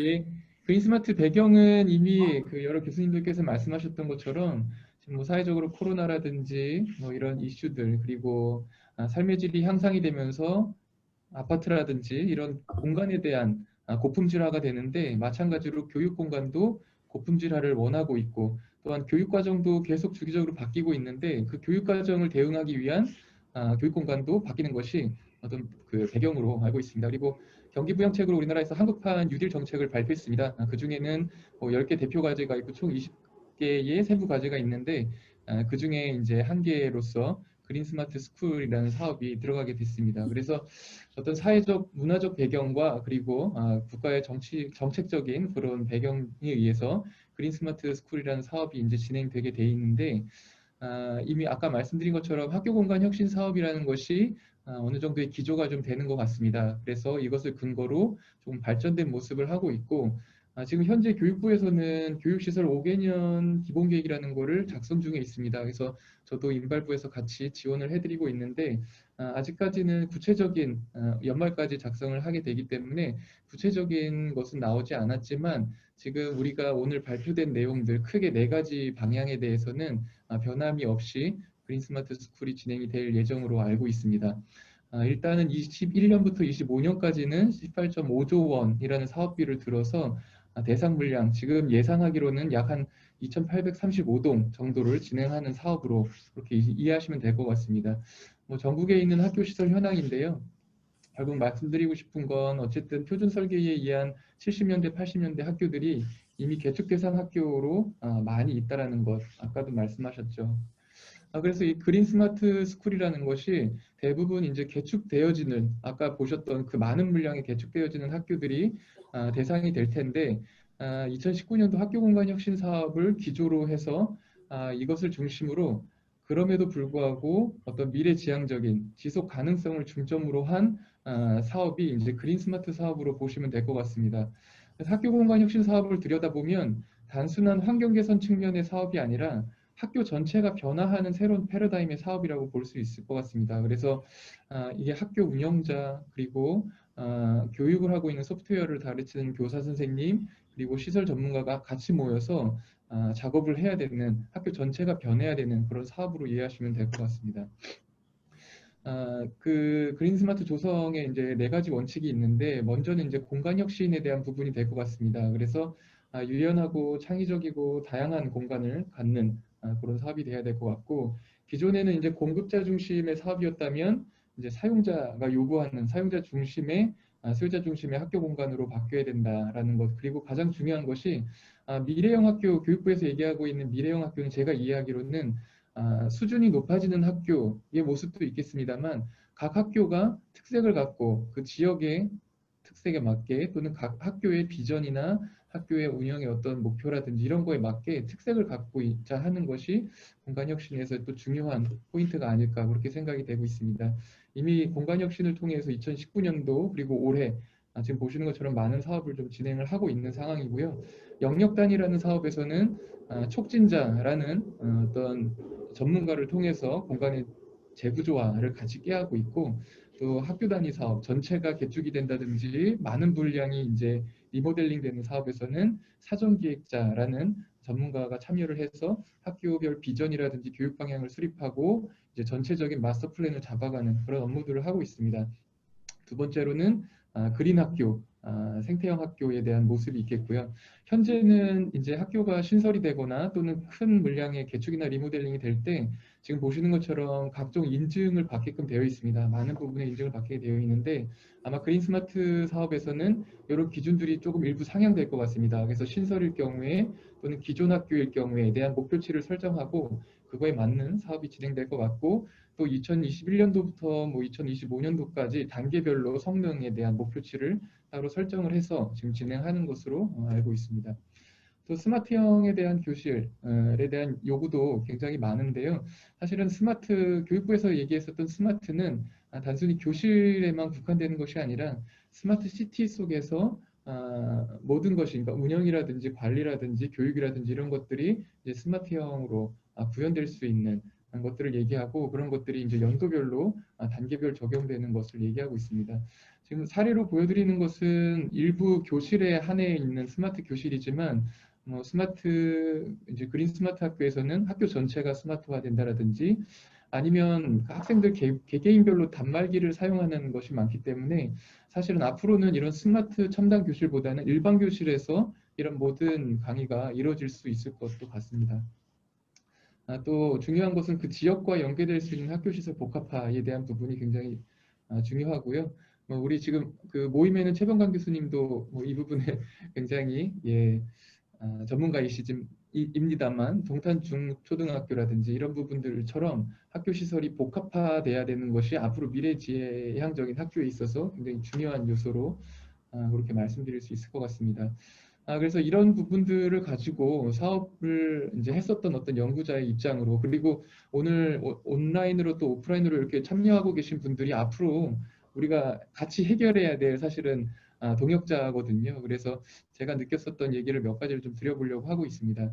그린 스마트 조성함에 있어서는 크게 4가지, 공간혁신, 그린학교, 스마트 교실, 학교 복합화가 이제 노후학교가 약 한 2,800개 정도가 되고 있습니다. 그래서 이거를 재정 사업으로 하던 BTL 사업으로 하던 여러 가지 형태로 하게 되어 있는데요. 어쨌든 물량은 엄청난 물량입니다. 그래서 이게 다 같이 어떤 동일한 생각을 가지고 또 교육적인 측면이라든지 운영적인 측면이라든지 이런 노하우도 사실 공유를 같이 해가면서 같이 풀어나가야 될 어떤 국정 과제가 아닐까, 그렇게 생각이 좀 되고요. 먼저 그 공간혁신함에 있어서는 학교의 비전에 대한 부분이 반드시 필요할 것 같습니다. 이게 단순히 환경 개선을 하는 사업이 아니기 때문에 이 학교가 갖고 있는 어떤 비전이라든지 교육적 철학이라든지 이런 것들이 좀 명확해야 될 것 같고요.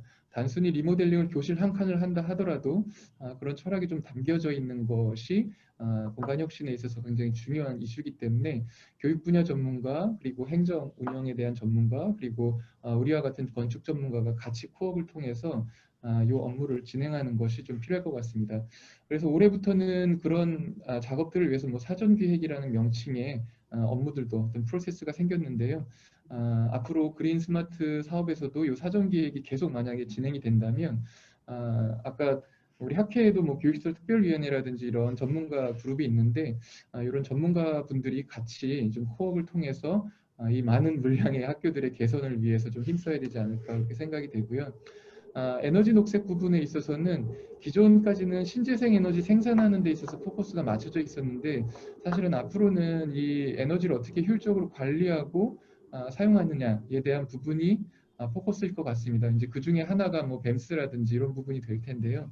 그래서 이런 이슈가 좀 있을 것 같고, 그리고 스마트 같은 경우에는 아까 잠깐 말씀드린 것처럼 그 단순히 그냥 스마트형 강의실, 교실이 아니라 그 지역사회와 어떻게 연계가 될 수 있는지 전반적인 스마트 시스템에 대한 부분이 고민이 좀 돼야 될 것 같고, 학교 시설 복합화에 대한 부분들도 좀 같이 고민이 돼야 될 것 같습니다. 그래서 마지막으로 제가 드리는 부분은 이게 똑같은 가이드를 가지고 똑같은 모양의 미래형 학교를 만들어가는 과제가 아니기 때문에 어떤 학교는 복합화에 대한 부분이 좀 더 강조가 될 수 있을 것 같고, 어떤 학교는 공간혁신, 또 어떤 학교는 스마트형에 대한 부분이 강조가 될 수 있을 것 같습니다. 그래서 이런 어떤 기본적인 사전기획이라든지 아니면 중장기적인 마스터 플랜을 가지고 좀 학교별로 특성을 고려한 그런 특성화 계획이 좀 필요할 것 같다라고 생각이 들고, 그래서 이런 것을 진행을 할 때 그냥 사업 물량을 죽이기 위한 그런 사업이 아니라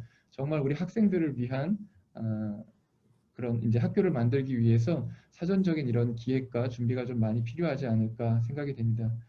이상으로 발표 마치도록 하겠습니다. 감사합니다. 네, 수고하셨습니다. 우리 송 박사님이 그 시간을 많이 세이브해 주신 것 같고요. 저희 원활한 그 결과를 도출하기 위한 그 노력에 제가 박수를 보냅니다. 그러면 저희 주어진 시간이 6시 반인데 제가 보기에는 빠르게 얼마 남지 않은 시간을 효율적으로 쓰기 위해서는 휴식 시간 없이 그냥 그대로 진행을 하겠습니다. 그래서 6시 반까지 진행하는 거에 대해서 양해를 좀 부탁하고요. 일단 여기에 좀 참석을 같이 해주신 분들이 몇 분 있으십니다. 여기 나와 있는 분들의 이름만 먼저 얘기를 드리면은요. 유정환 교수님 얼굴 녹화하고 있는 중인가요? 그 다음에 윤혜림 씨. 안녕하세요. 네, 안녕하십니까. 반갑습니다. 네. 네. 제가 이동 중이어서요. 죄송합니다. 뭐 익히 알고 있습니다. 보이죠? 그 다음에 유재호. 지지라도 돼. 반갑습니다. 안녕하세요. 네, 안녕하십니까. 서울과기대 건축학교 유지호입니다. 예, 반갑습니다. 네. 다음 윤혜림 씨 들어와는 계시는데 화면은 안 보여서 일단 이름만 명명하겠습니다. 그 다음에 수야 뭐 이렇게 있고요. 그 다음에 우리 학회 지금 우리 위원회 간사 윤상호 부장님, 그 다음에 수고해 주시던 박인자 차장님, 그 다음에 최연선 과장님이신지 차장님이시죠? 이렇게 되고요. 그 다음에 MHU, 그 다음에 네? 유명희 교수님 들리세요? PC로 보시는 것 같은데요. 그래요? 일단 유명희 교수님 계속 참여해 주셔서 감사합니다. DHS 네, 보고 있다고 카톡으로 채팅으로 메시지 왔습니다. 유명희 교수님. 그 다음에 DHS 그리고 PIJ 그 다음에 송지선 이렇게 되어 있습니다. 이외에 또 몇 분 있으실 것 같은데 어찌됐든 저희 참여하는 부분에 대해서 그래도 참여자의 호명이 좀 필요할 것 같아서 온라인인데 너무 넘어가면은 안 될 것 같아서 일단 호명을 했습니다. 혹시 유재호 교수님 네. 오늘 토론 시작하는 데 있어서 자유롭게 토론입니다. 그래서 네. 교수님 한 말씀 먼저 시작해 주셔도 좋을 것 같습니다. 제가요? 예. 예. 네, 감사합니다. 그러면 간단하게 먼저 좋은 내용을 발표해 주셔서 너무 잘 들었고요. 제가 좀 세미나에 참석한 이유는 한 2년 전인가 3년 전에 교육시설학회에서 이제 교육시설과 정보화라는 주제로 좀 특집을 좀 맡았었어요. 아마 이번엔 건축학회에서도 11월 달에 좀 그런 이제 특집을 하시는 것 같은데, 그래서 그때도 저도 처음으로 이제 좀 교육시설이라는 것에 대해서 좀 관심을 갖게 됐고, 그래서 이제 그런 특집들을 준비하면서 좀 그런 생각이 들더라고요. 그러니까 이제 오늘도 좀 이 정보화가, 그러니까 제가 좀 포커스를 본 부분은 이제 그 정보화 부분인데, 이 정보화가 진행이 되면 교육시설이란, 그러니까 건축이란 물리적인 시설들이 과연 어떤 형상으로 남을 거라는 게 이제 좀 나름대로의 하나의 토픽이라고 생각이 되는데, 근데 이제 그 건축을 전공하는 사람의 입장에서는 굉장히 보수적으로 볼 수밖에 없더라고요. 그래서 건축 시설물이 정보화가 돼도 그 가치는 계속 유지될 것이다. 이제 그게 이제 건축가가 좀 건축 분야에 있는 사람이 갖고 싶어하는 그런 심정이긴 한데, 제가 이렇게 쭉 보면은 많은 것들이 보여주는 지표들이 물리적인 그런 건축에 대한 그 비중은 점점 줄어드는 것 들지 않을까라는 그런 생각이 들더라고요. 그래서 이제 이렇게 정리해 보면 집중화가 되고 탈중화가 되고, 이렇게 자꾸만 아까 오픈 스페이스라는 오픈 교실 이런 것도 얘기하셨는데, 이 학교로 모은다기보다는 어떤 사회로 자꾸만 나가면서 사회의 어떤 그런 시설물들을 이용한다든지, 그런 방향으로 결국에는 가지 않을까라는 생각은 들더라고요. 그래서 기존에 저희가 이제 생각하고 있는 그러니까 이제 물리적으로 모여서 아까 이제 인터랙션도 굉장히 중요하다고 말씀하셨는데 실은 새로운 세대는 어떤 공간에서의 인터랙션보다도 이제는 카톡이나 뭐 사이버상의 만남도 굉장히 많아지고 있잖아요. 또 그리고 뭐 빔툴이나 이런 걸 얘기하면은 어떻게 그 인터넷상에서의 뭐 사이버상에서 협업을 할 것인가 뭐 이런 것들 어떤 새로운 방식들이 계속 나오기 때문에 과연 이제 그 교육시설이라는 물리적인 그런 뭐 퍼실리티라 그럴까요? 그게 과연 어떤 형태로 갈 것인가는 굉장히 나름대로 굉장히 좀 관심사이기도 하고 그런 부분인 것 같습니다. 그래서 뭐 좀 제가 결론 갖고 말씀드리는 건 아닌데 건축가의 입장은 좀 굉장히 보수적일 수밖에 없다. 그런데 아까 어떤 한 분이 보여준 슬라이드에 뭐 굉장히 교육시설이 어떻게 변할 거가 굉장히 관심이다. 10년 후에 어떻게 변할까 관심이다. 만약 그게 아직도 남아있다면 그런 문구를 보여주셨는데 과연 좀 어떻게 될 것인가 좀 관심을 계속 갖고 보고 있습니다. 그 정도 말씀드리겠습니다. 말씀 감사합니다. 사실 오늘 저희 이 심포지움에서는 어느 하나를 결론 내려고 하는 게 아니고요. 우리가 다뤄야 될 앞으로의 교육의 그 시설 개선뿐만이 아니고 교육의 환경에 대해서 어떻게 대응해 나갈 필요가 있을까? 그리고 그 부분을 실천할 과제들이 무엇이고 실천만 하는 것이 아니고 정책과 연계해서 실질적으로 가시화될 수 있는 모습을 좀 보여주는 게 필요하다 해가지고 어떻게 보면은 어느 한쪽 방향으로만 흐르지 않고 중구난방으로 흐를 수 있다 이렇게 보일 수도 있는데 사실은 전체적인 프레임은 있습니다. 전체적인 프레임을 가지고서 진행을 하는데 발표가 또 한정되다 보니까 약간 이 두 가지 방향으로만 좀 제시가 됐었습니다. 뭐냐면은 한쪽은 실천적 측면 그리고 정책적 연계에서 그 실천적 측면에서의 접근이 있고요. 그 다음에 한쪽은 지금 원초적 측면, 원론적인 측면, 계획적인 측면 뭐 이런 부분에서 공간에 대한 그 부분을 교육 유형하고 그 다음에 교육 방식 그리고 미래에 대한 대응 뭐 이런 부분으로 연결을 하다 보니까 원론적인 측면으로 접근이 좀 되는 부분이고 우리가 사실은 검토해야 될 기본 요소에 대해서 논하는 게 되고요. 그래서 거기에서 두 가지 그 방향에서 오늘은 발표가 된 부분이라고 보시면 될 것 같고 거기에 이제 추가적으로 유 교수님이 하나 더 이슈를 좀 만들어 주신 것 같습니다. 검토해서 저희 이 반영을 좀 할 생각이고요. 혹시 유정환 교수님 뭐 한 말씀 주시겠습니까? 이 유정환 교수님 한 말씀 주시기 전에 저 메시지로 우리 유명희 교수님 한 말씀 주셔도 좋습니다. 말씀은 어려울 테니까 메시지로 빨리 쳐주시기 바랍니다. 그러면 유정환 교수님. 네. 사실 저는 예. 오늘 저기 출장 갔다가 KTX SRT 타고 오면서 예. 사실은 제가 이게 아는 분야도 아니고 저희 쪽 안 들리네요. 여기 적어놓으시면 돼요. 여기 오고 오늘 안 돼서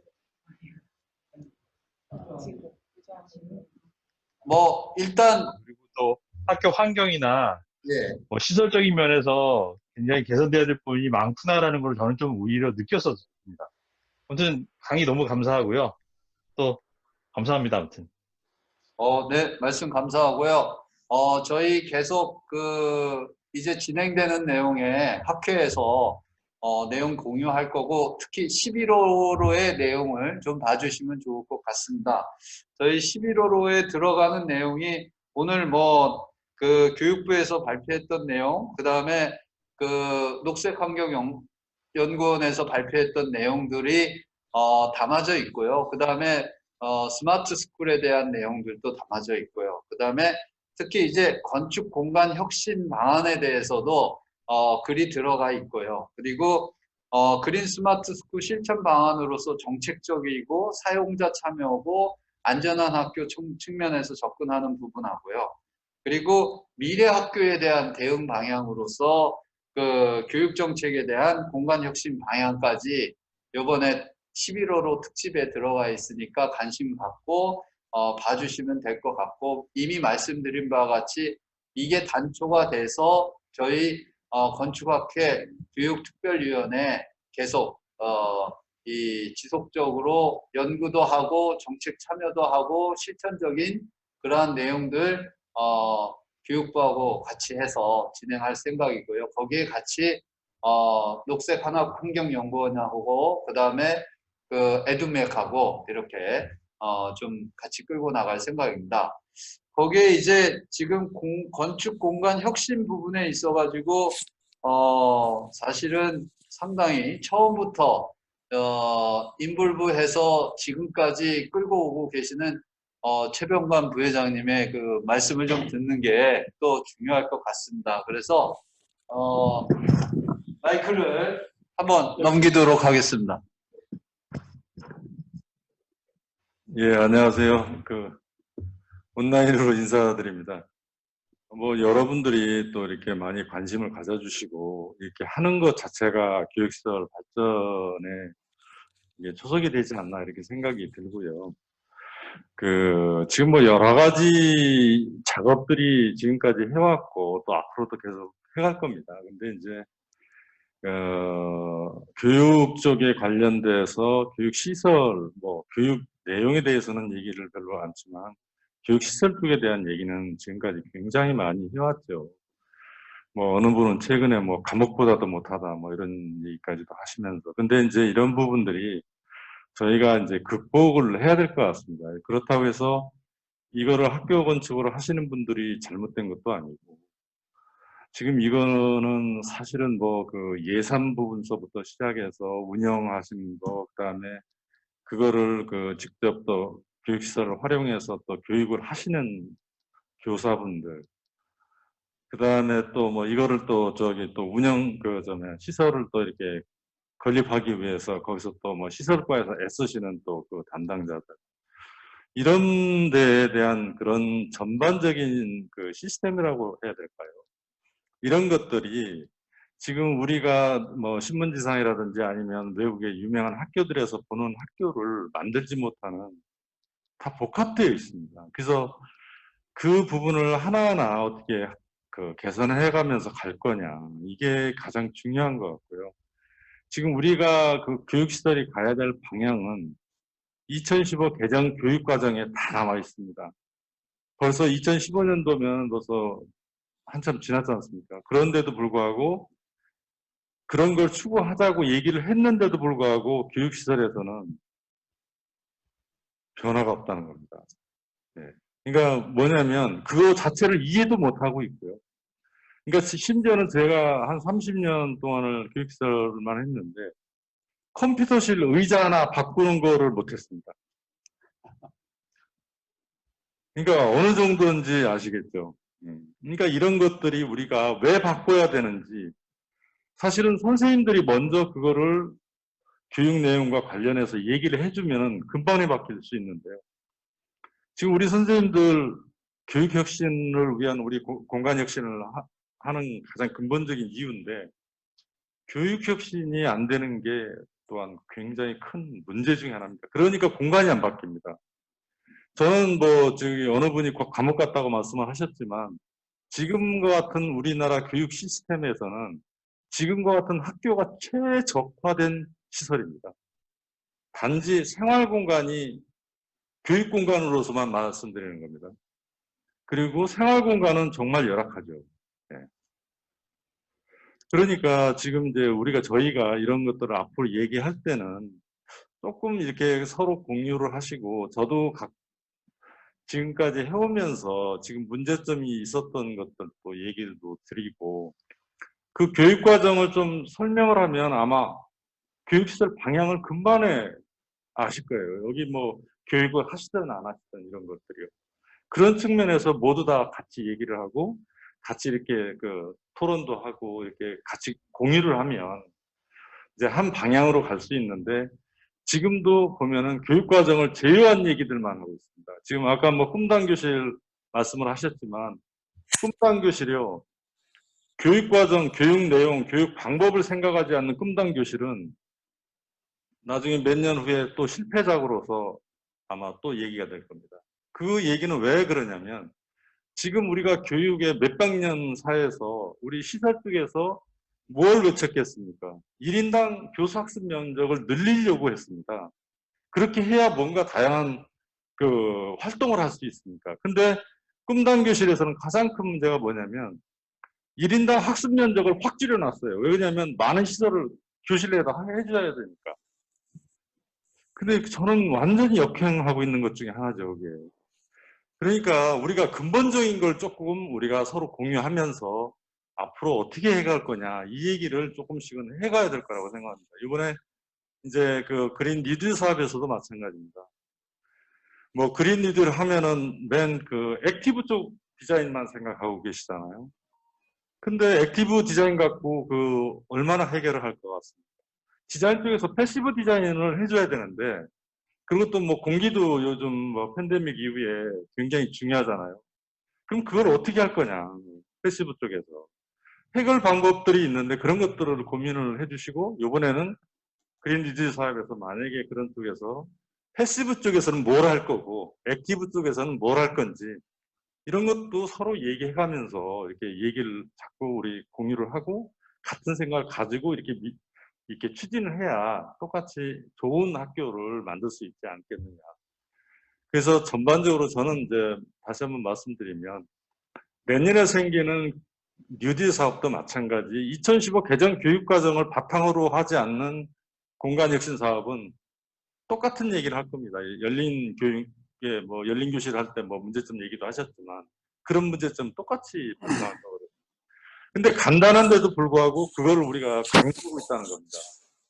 거기에 지금 아까 그 유영경 교수님이나 김민석 교수님이나 지금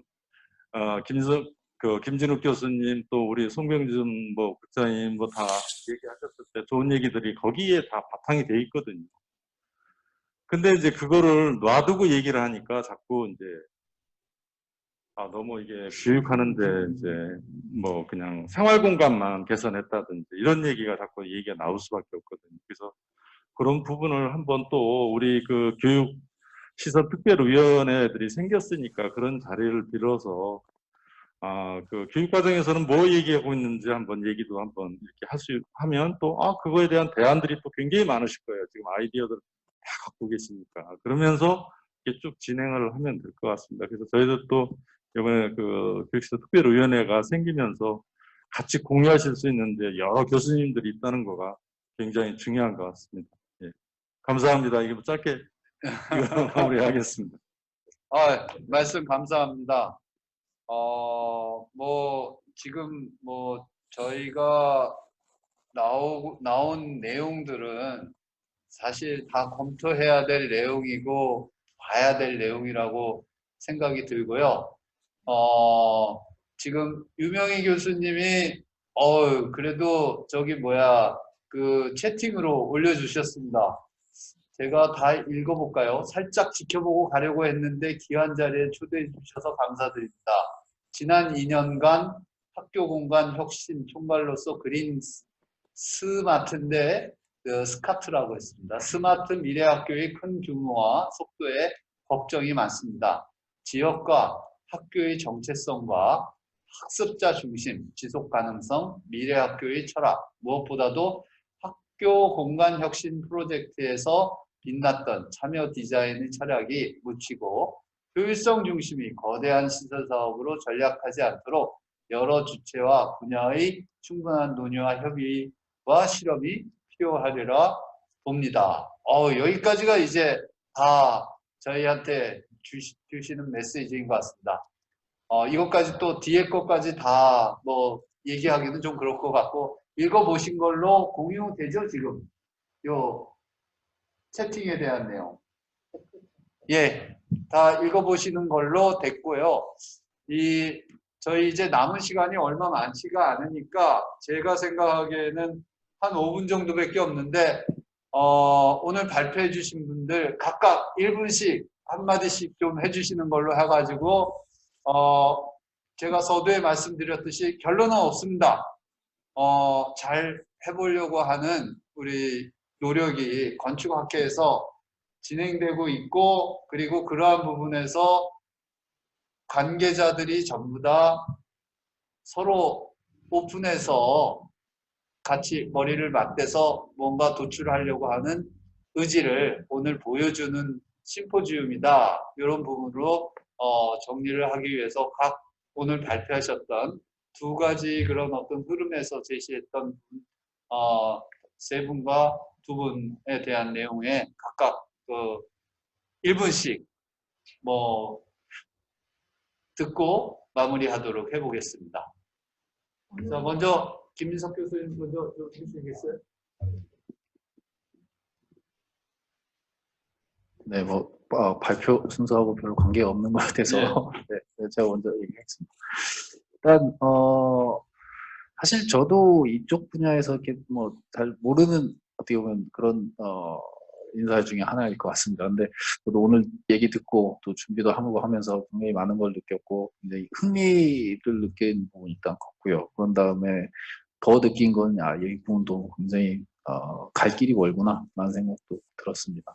일단 제가 워낙에 그 기술적인 부분, 테크놀로지적인 부분에 관심이 많았던 부분이긴 한데 그 테크놀로지 가지고 안 되는 부분도 물론 있고, 그리고 그것뿐만 아니라 이제 여러 다른 그 분야와의 어떤 협업, 그리고 그 현재 그 교육 환경에서의 어떤 그 현실 문제점들 이런 것들이 같이 파악이 되고 그걸 방금 말씀해 주셨던 것처럼 머리 맞대고 계속 이렇게 융합적인 관점에서 고민을 해가야 되지 않을까. 그래서 좀 장기적인 플랜이 될 수 있을 것 같은데 어쨌건 방향성은 그래도 어느 정도 잡히지 않았나라는 생각이 듭니다. 그래서 이제 열심히 나가는 길이 있지 않나. 네.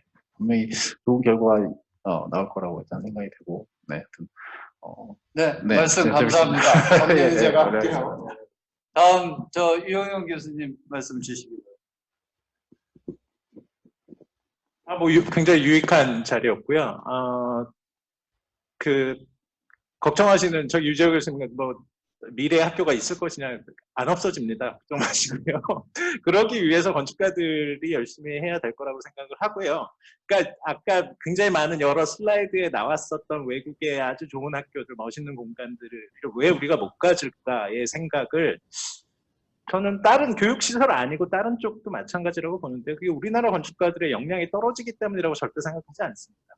그게 뭐 어떤 공사비의 문제건 뭐 어떤 법제도의 문제건 건축가들이 컨트롤할 수 없는 이외의 세상에서 만들어진 힘에 의해 영향을 받고 있다고 보고요.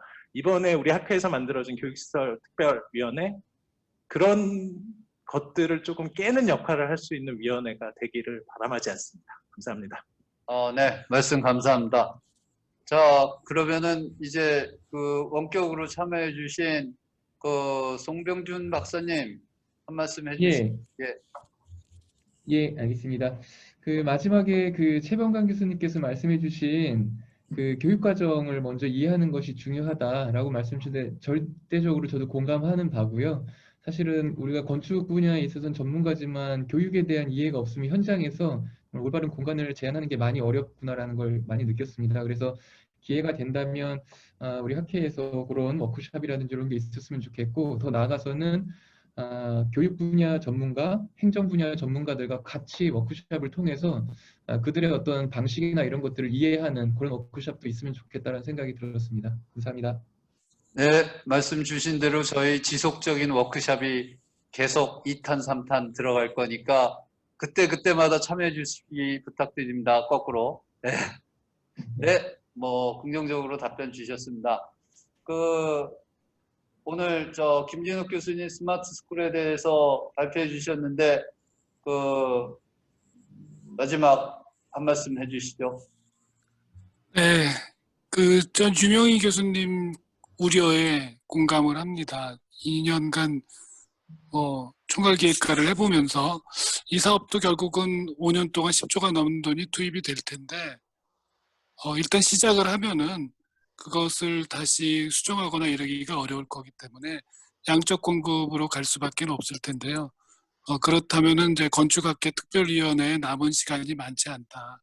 그만큼 위원장님께서 고생을 많이 하실 것 같다라는 걱정과 그리고 격려를 보내드리겠습니다. 열심히 옆에서 돕겠습니다. 감사합니다. 네, 말씀 감사합니다.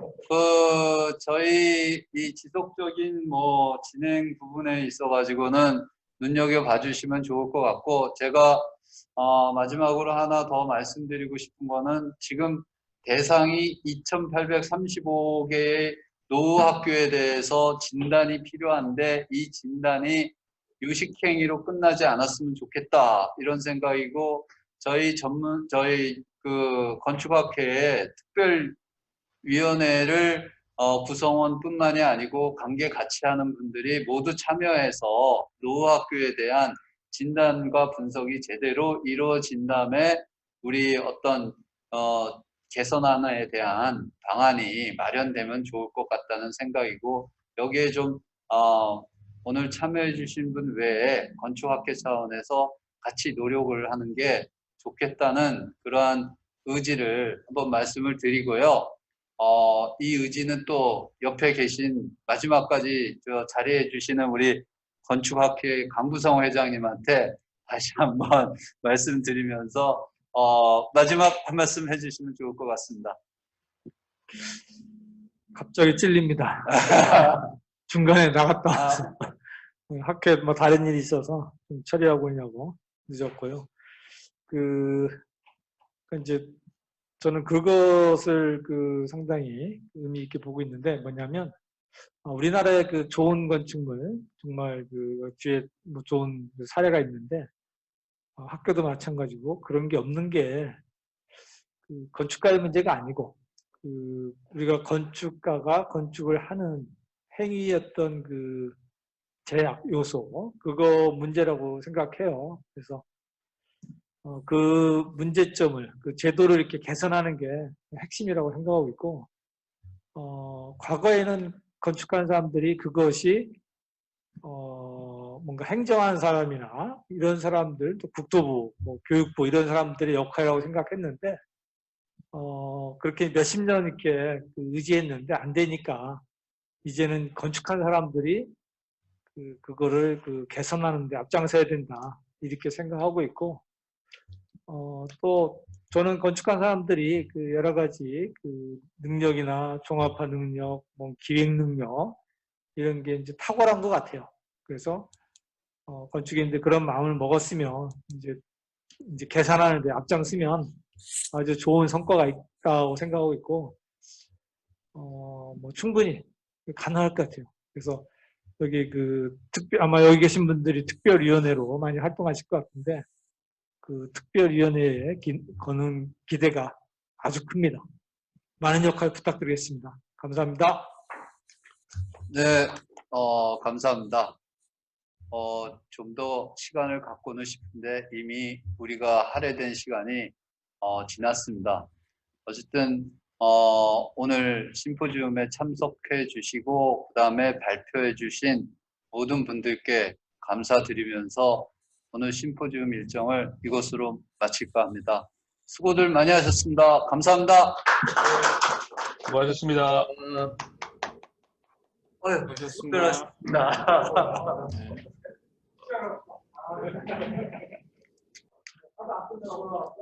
그래요?